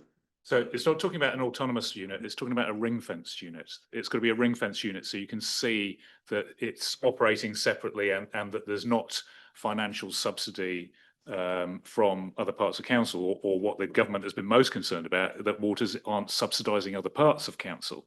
So that's what we've got to do, is make sure it is a ring-fence unit. It's not necessarily fully autonomous in that sense. And given whatever happens in that area impacts on the rest of the council, I don't see how it could be fully autonomous if it's operated in-house. I do have another question, but I'll leave it right. That's okay. Sure thing. Tim? Thank you. I guess for Amanda and Paul, I think my view is that we need to kind of flip this on its head and come at it from the perspective of what we need to do to actually achieve the benchmarks that have been set out by DIA. So, we heard at the start about depreciation at 2% of the asset base, OPEX 2%, finance 20% of revenue, and revenue at 6 to 7% of the asset base. If I look at the modelling that's here now, and we add not circa 9 or 10 million of depreciation back in, apply that at 6%, that takes you to an asset base of 415 mil. My understanding is that's roughly the value of our water assets. So we can say that kind of ticks that box. We see here the finance cost projected. They kind of run out at about 16%. If I pick a couple here of the revenue, so that ticks that box. I think the main issue from what I can see, just quickly looking at this, is the OPEX, the 2% of asset base for OPEX is probably the sticking point based on the projections here. I think we're probably slightly in excess of that. So we probably need to look if, maybe we're not collecting sufficient revenue to cover, regular maintenance and upkeep. So we either need to find efficiencies there or increase revenue accordingly to make that number fit. So I guess that's my point of view, and what needs to come back to us next is something that will actually comply with what's been set out. But like this has been a good starting point to work from, to kind of highlight where the kind of root cause of the issues have been, and we can address them to meet what we need moving forward. But just quickly, there seems to be like a direct conflict between the benchmarks, the council benchmarks, and what we need to achieve water. So in terms of the householder, the issue still remains. So I think it would be really helpful if you were able to bring back to us those affordability benchmarks with a third column that basically illustrates the theoretical water service organisation and what was going to be the residual council position, which is in our current LTP, set alongside those bar graphs. So essentially what it would show that if we just talk about the debt affordability benchmark, the debt per household, irrespective of whether it's delivered, water's delivered via a separate entity with the residual council or water's delivered in-house, the debt per household is still going to be high, irrespective. So I think it would be beneficial for us to be able to see what the combined position would be. Just to add some sense checking around that. But I guess once we add the depreciation and these graphs are going to change dramatically in terms of debt per household, we're going to see the rates affordability benchmark spike, counter to that. So, this is all going to change completely when the new cut comes through. So anyway, those are my comments and perspectives. Yep, fair comments. So that's exactly what I was trying to do today. Just ignore all the different options, what a separate CCO could look like and all that, and just go back to what are our in-house figures look like? What were we happy with in the long-term plan? What's it been like historically in terms of the Water Services Department? Add them together. This picture here on the screen, page 7, is what we were looking at in the middle of 2024 when we started preparing the long-term plan. So that's with coming back to Jim's original question, with fully funding water's depreciation, and before any tweaks had been made to stay within the debt cap. So obviously in 2028, we could increase rates significantly to stay within the debt affordability benchmark, but then that means those rate increases would stay basically flatline around the 10% forever, for the 10 years. So yeah, this is going back to what it looked like in-house. So I wanted to kind of remind everyone of that today and look at what we look like internally. And then the next step, once I get some advice on, I didn't want to make any assumptions about putting water's unfunding depreciation and all that sort of stuff. So if I can take advice on that today, go back and rerun the numbers, and then put them side by side with the other options, so you can make a decision next week, pull it all together next week. Yeah, I think we need to be clear. We have said all along that water is going to cost our ratepayers or residents a lot more than what it currently does. And looking at the different models was really just looking at how we try to minimise the increase. It was never going to go down. It was never going to stay the same price as it is. It's about how do we make it most affordable. And this, as you say, and this is all about actually painting that picture as to what it looks like with the decision we've made. And again, upholding that decision. So thank you for that. Councillor Thompson. Thank you, Mayor Kercher, and I would just endorse your remarks. At our public meeting in Waihemo, I again said exactly the same as what the Mayor's just articulated, that no matter what happens, the cost of water by way of compliance, etc., is going to increase. What concerns me is the soft option. I suppose I would describe of us saying that we would unfund depreciation to try and keep rates affordable is actually simply prolonging the problem.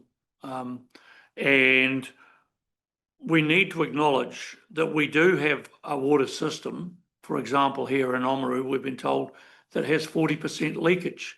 We need to fix that, and the way to fix it, or one of the ways of fixing it, is going to metering.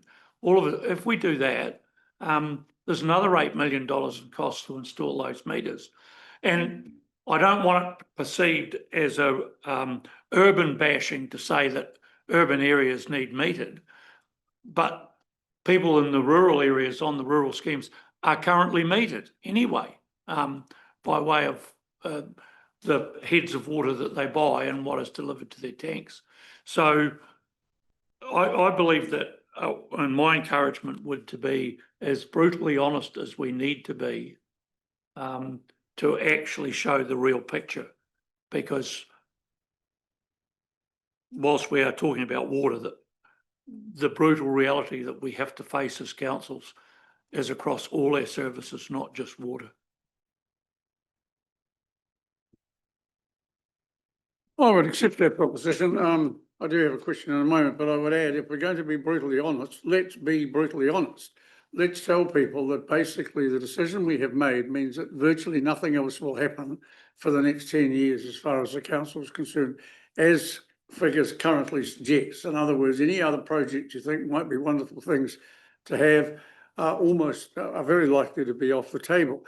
The other thing about brutal honesty, in my view, we have an obligation to be, if necessary, brutally honest or just honest with the community, and by saying the economic consequences of the decision we have made are that you will pay X number of dollars more as a consequence than you would have otherwise. And if that figure can be arrived at, and if we can be collectively assured that it's correct, we should say so. The other thing, listening to Amanda earlier and looking at the material she put in front of us, my private thought was, OMG, this is a poison chalice. In other words, it just seemed to me to underscore and reinforce everything that the two gentlemen from DIA who are present today had been hinting delicately would be the focus of their attention in future. I'm interested to know, because I did notice Warren and Marlon exchanging thoughts and passing notes to each other while Amanda was talking. I'm curious to know what DIA's response to this additional information is. Almost psychically, Jim, I was going to go to them next because they need to leave soon. So before you leave, yeah, just any other thoughts?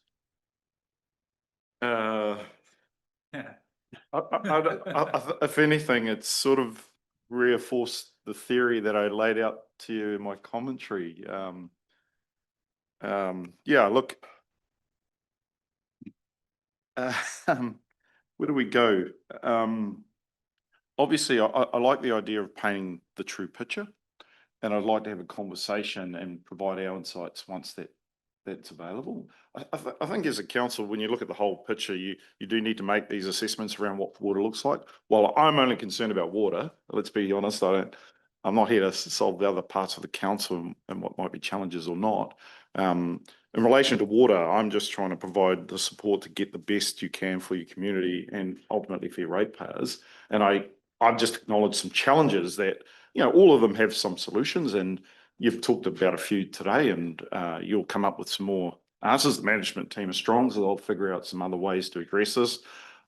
It is very challenging to get the revenue right, to fund depreciation, to right size your capex, to address all these challenges that are going to create only more problems in the future, whether it's leakages or even your consumption is high per individual, right? That we're not even talking about future sustainability challenges that I'm used to talking to. We're talking about hygiene factors here, and it's really hard for me to have a real important conversation about water when usually I'm talking more strategic than I am about just getting the basics right. And I think you'll get to a point where you've put your best foot forward, and hopefully we've worked together to achieve something that's credible. But I got to be honest, right now, I can't see the pathway, and hopefully it'll come to light as you uncover more of what the information discloses, as you put more of the facts into the equation, because we've had to interpret what our version of the facts are.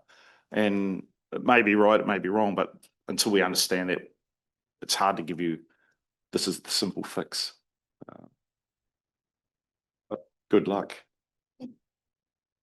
Thank you. Warren, any other No, comments? but I just want to make sure that we've answered Councillor Hopkins' question directly. I think when you asked earlier, my answer was that was our position based on the information that's available. I think there's been a very healthy discussion here today, but as Marlon's outlined, the concerns we have remain. Those concerns sit behind the letter that was sent from Paul James, Secretary for Local Government. But we look forward to receiving that information, further work that'll be done following the direction councillors have provided this session and perhaps at your session next week. We look forward to receiving it, but as things stand, just concerned around the direction and, the possibility that we go on a path towards some of those options, which, from my view, are less than ideal. From our perspective, as government officials, we're here, we're talking straight, both Marlon and I, we've experienced government bureaucrats coming in and talking for a long time, but saying nothing. Marlon and I are here to just talk straight to you. So I hope it's been helpful. But fundamentally, we'd like to see the objective government's achieved, concerned about the possibility that this council loses control. We'd love to see you with your hand on the tiller and shaping whatever the future arrangements might be. That's what we'd like to see as an outcome. And that's why we've been upfront with you today. And just to be really clear, Jim, our position at this stage remains as outlined earlier. Alex. Obviously, we're committed to getting a first cut draft of our water services delivery plan to you by the 31st of July. We're up against it to get a fully compliant plan in by the 3rd of September. Have you got any indication of how quickly you can turn around your feedback? And are you happy to come back, get out of windy Wellington and back to sunny Waitaki to give us some direct feedback on that so we can shape that up? Look, I think I've got quite a bit here, but it's what you do with this, because I don't know what you're going to do with this. I can give you feedback on this and it'll be quite brutal, but you've got a lot of opportunity to try and figure out what that solution might be. And we can certainly be involved in that as much as you want us to. But in terms of turnaround, I would say it's 5 working days maximum if you meet the July deadline. It'll certainly be a priority for us, and we've got a wider team back at DA that will be undertaking that assessment. But once that assessment is done, we'll probably provide something to you formally. I'm sure Marlon and I can come back and speak to it if that would be helpful. That would be. Yeah, thank you very much. Do you need to head off now? Yeah. Apologies, councillors. I'm heading to Timaru now. Not as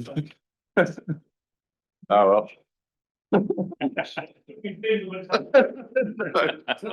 Please don't ring any of them, thank you. All the best for that.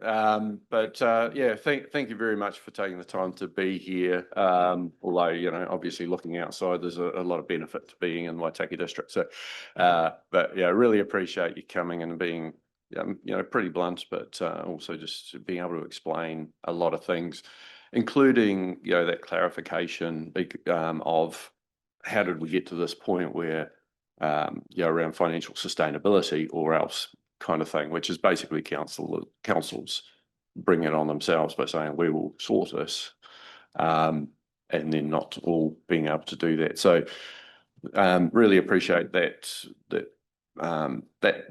piece of the jigsaw puzzle, because it's not something that I had fully understood before, and I don't know that many of us around the table did. And accusations of you guys coming in and bullying us, I think, are misplaced. So you're just telling it how it is, and you making councils live up to the expectations that they set themselves. So thank you for that. Thank you. Appreciate it. Safe travels. Okay. Thank you. Okay. Where to next? Is there any other questions for Amanda? I think Amanda's put quite a bit out there in terms of questions for you really that we need to steer on. We've heard some views on that, which are helpful, but I'm not sure we've had views on everything that's been expressed in there as to what we need to do.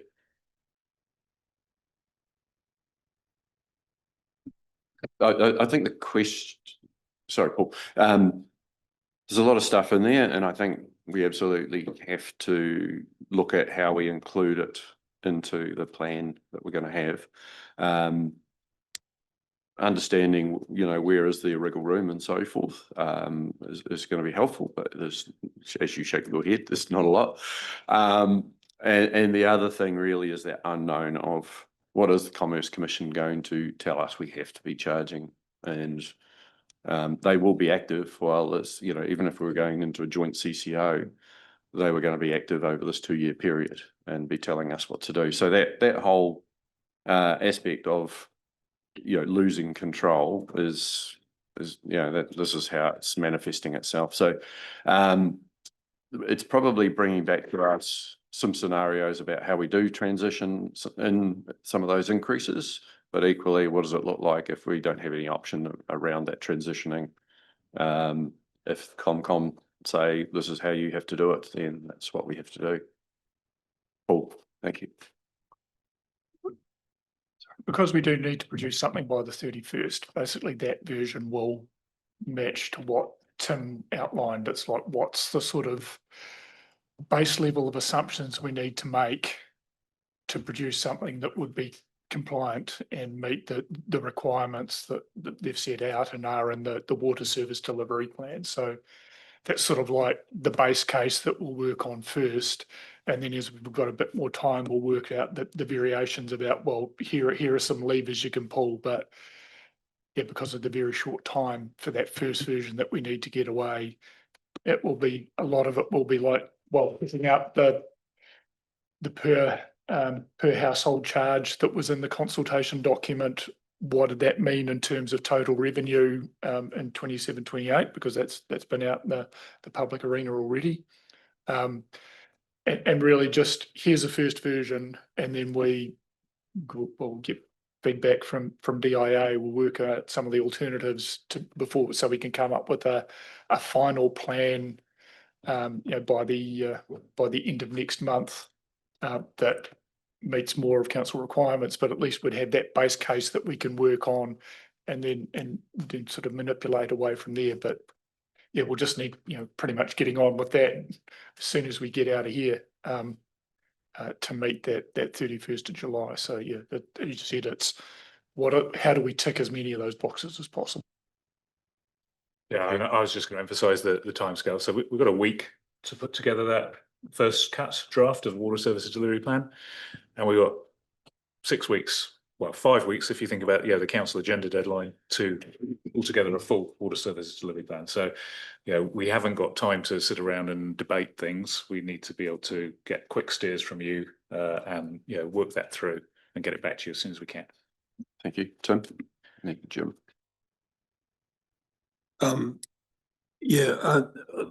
There'd probably be one specific to the project listing that I'd like some consideration of personally, which is around the conversation we had about the potential benefits of a bylaw and how that would flow on to the Tiwai Duncan project. I'm not sure if that can be incorporated into the model, like our intent to undertake that work so that it drives specific outcome and then reduces the need for that project.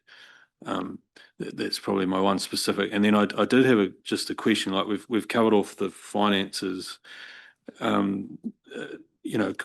fairly comprehensively in this meeting, but we haven't really talked about the asset management plan aspect and our kind of intentions around environmental compliance. So I don't know if now's the time to bring that up at this stage, or maybe if we could just have a quick summary of the work that we need to do in that space as well. I don't think we're in a position to discuss that now, but clearly that's a discussion point going forward.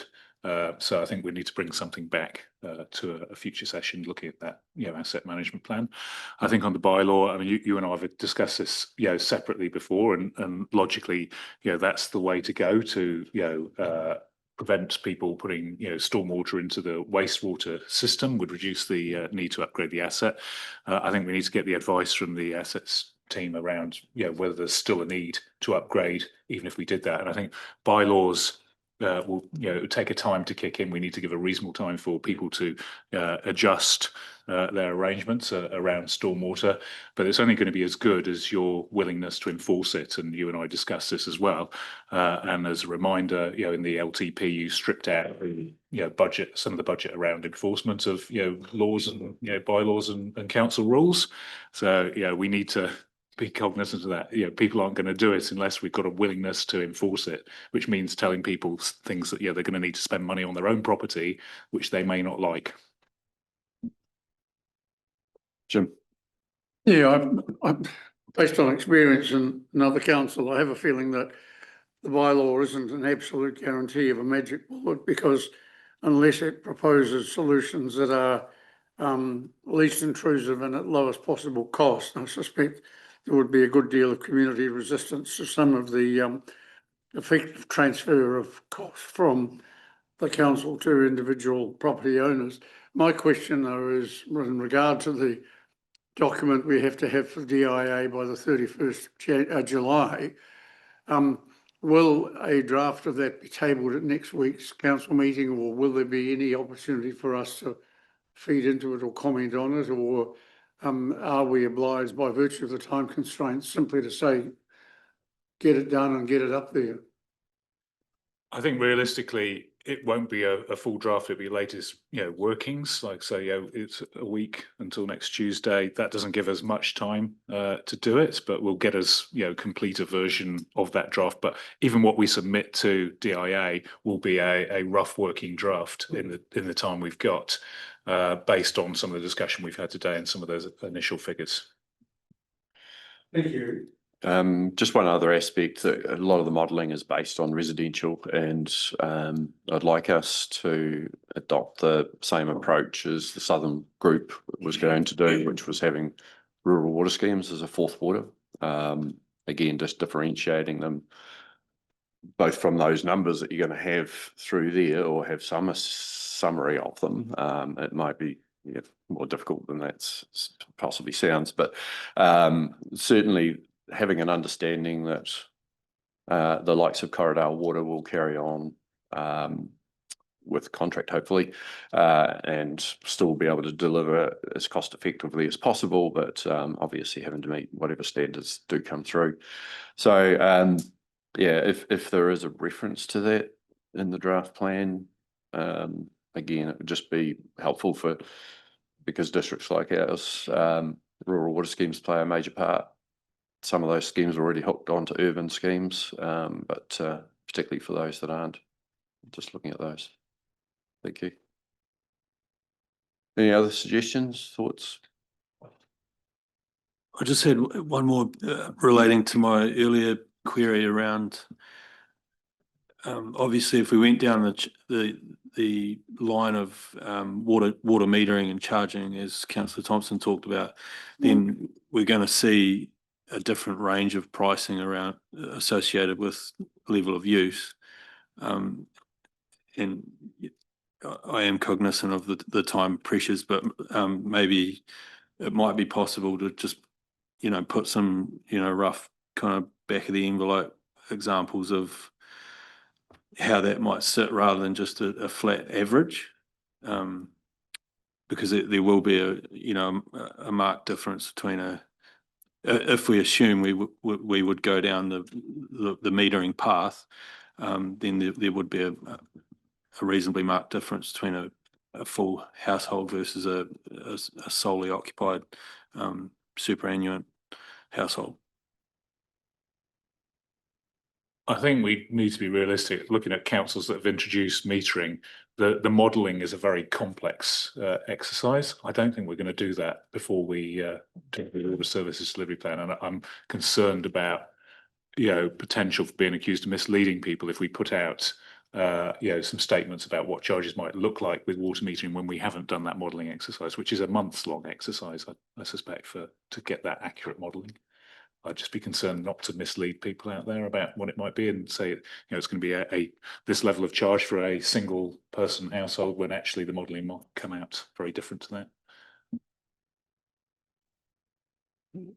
I'm just thinking practically as well, like obviously that to be able to charge like that, we'd have to put water meters in place, and that comes at a huge cost, and that capital program's not until year 8. So we'd have to bring all that CapEx forward, which would significantly affect the financials that we've got in front of us today as well. So like there's a huge increase in the CapEx in the initial years, the debt would get a bit higher and from the outset.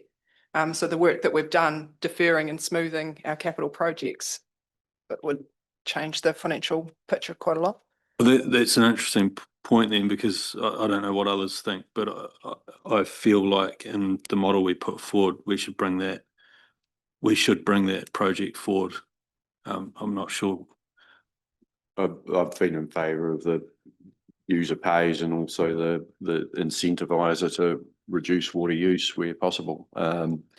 I would much rather do it sooner, and there will be some savings that do come from it around less pumping, less treatment of water and those sorts of things.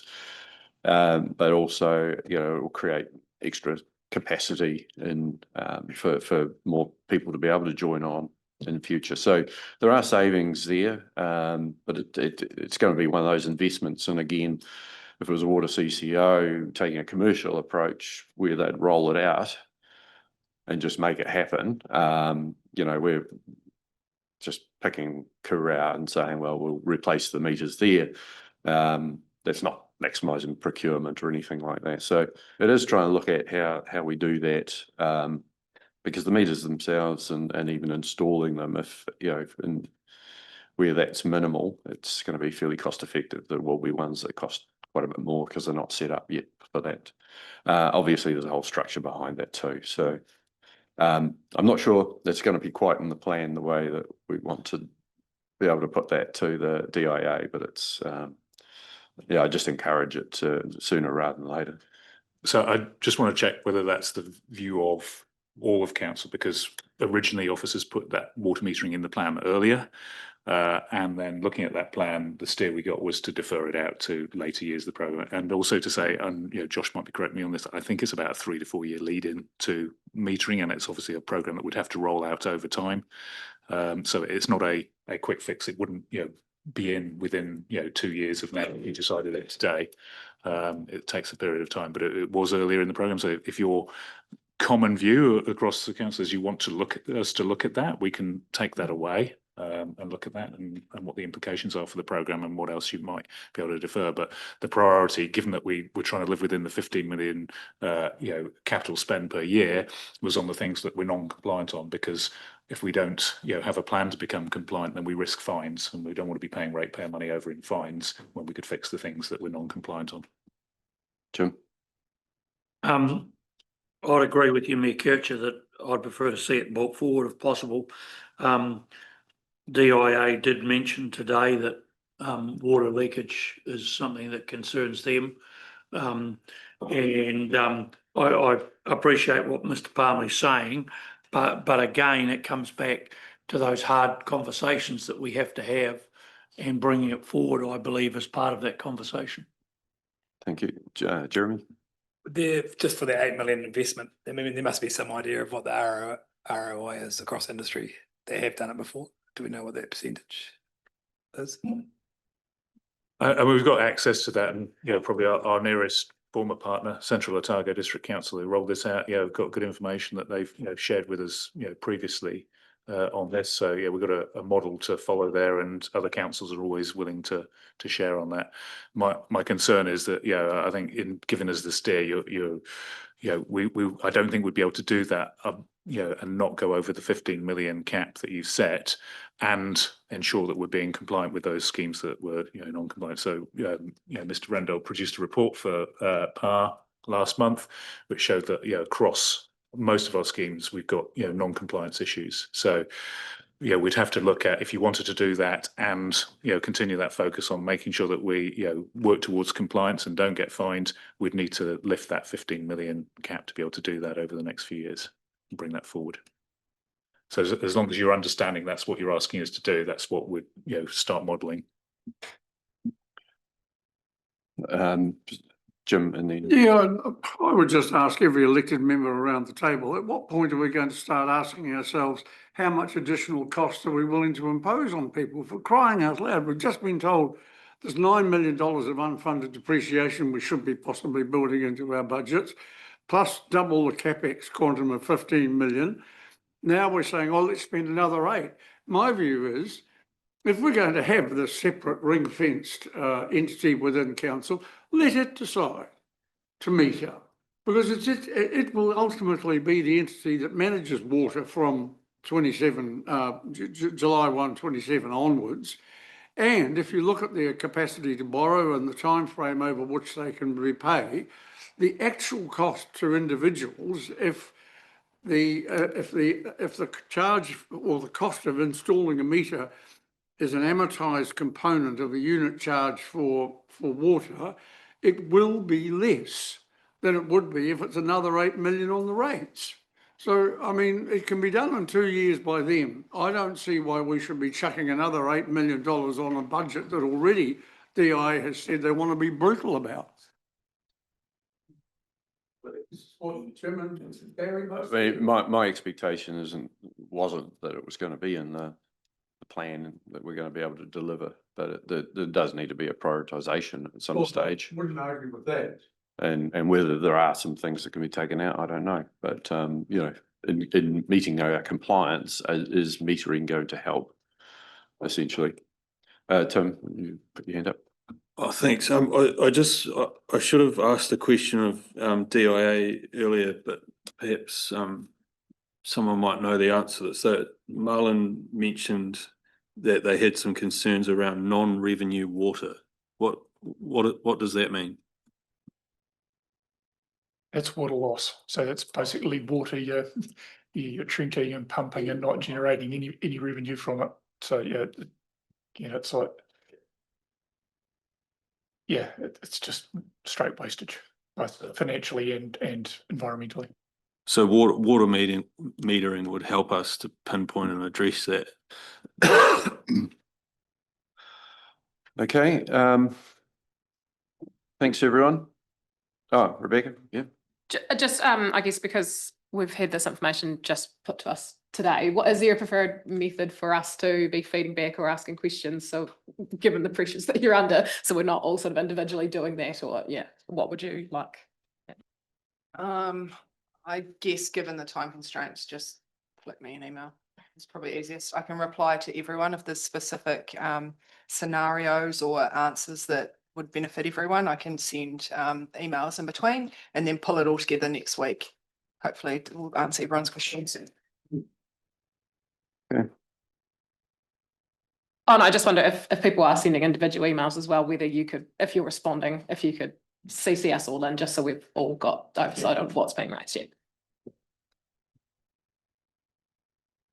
Yeah. Thanks very much to officers for the work that they have done over the last 2 weeks. There has been a lot of stuff you've pulled together and to create the picture, and we knew it wasn't going to be pretty. It's probably slightly less than that. So yeah, thank you for that. This is really important to make sure we know exactly what we do have to do to have a financially viable water services delivery plan that goes to DIA. I think it's quite helpful that they do want a draft sooner rather than later, so to give us a steer as to whether we're on the right page or not. So yeah, but thank you for all of that, and thank you for the conversations today, councillors. And we'll finish this workshop now. Thank you.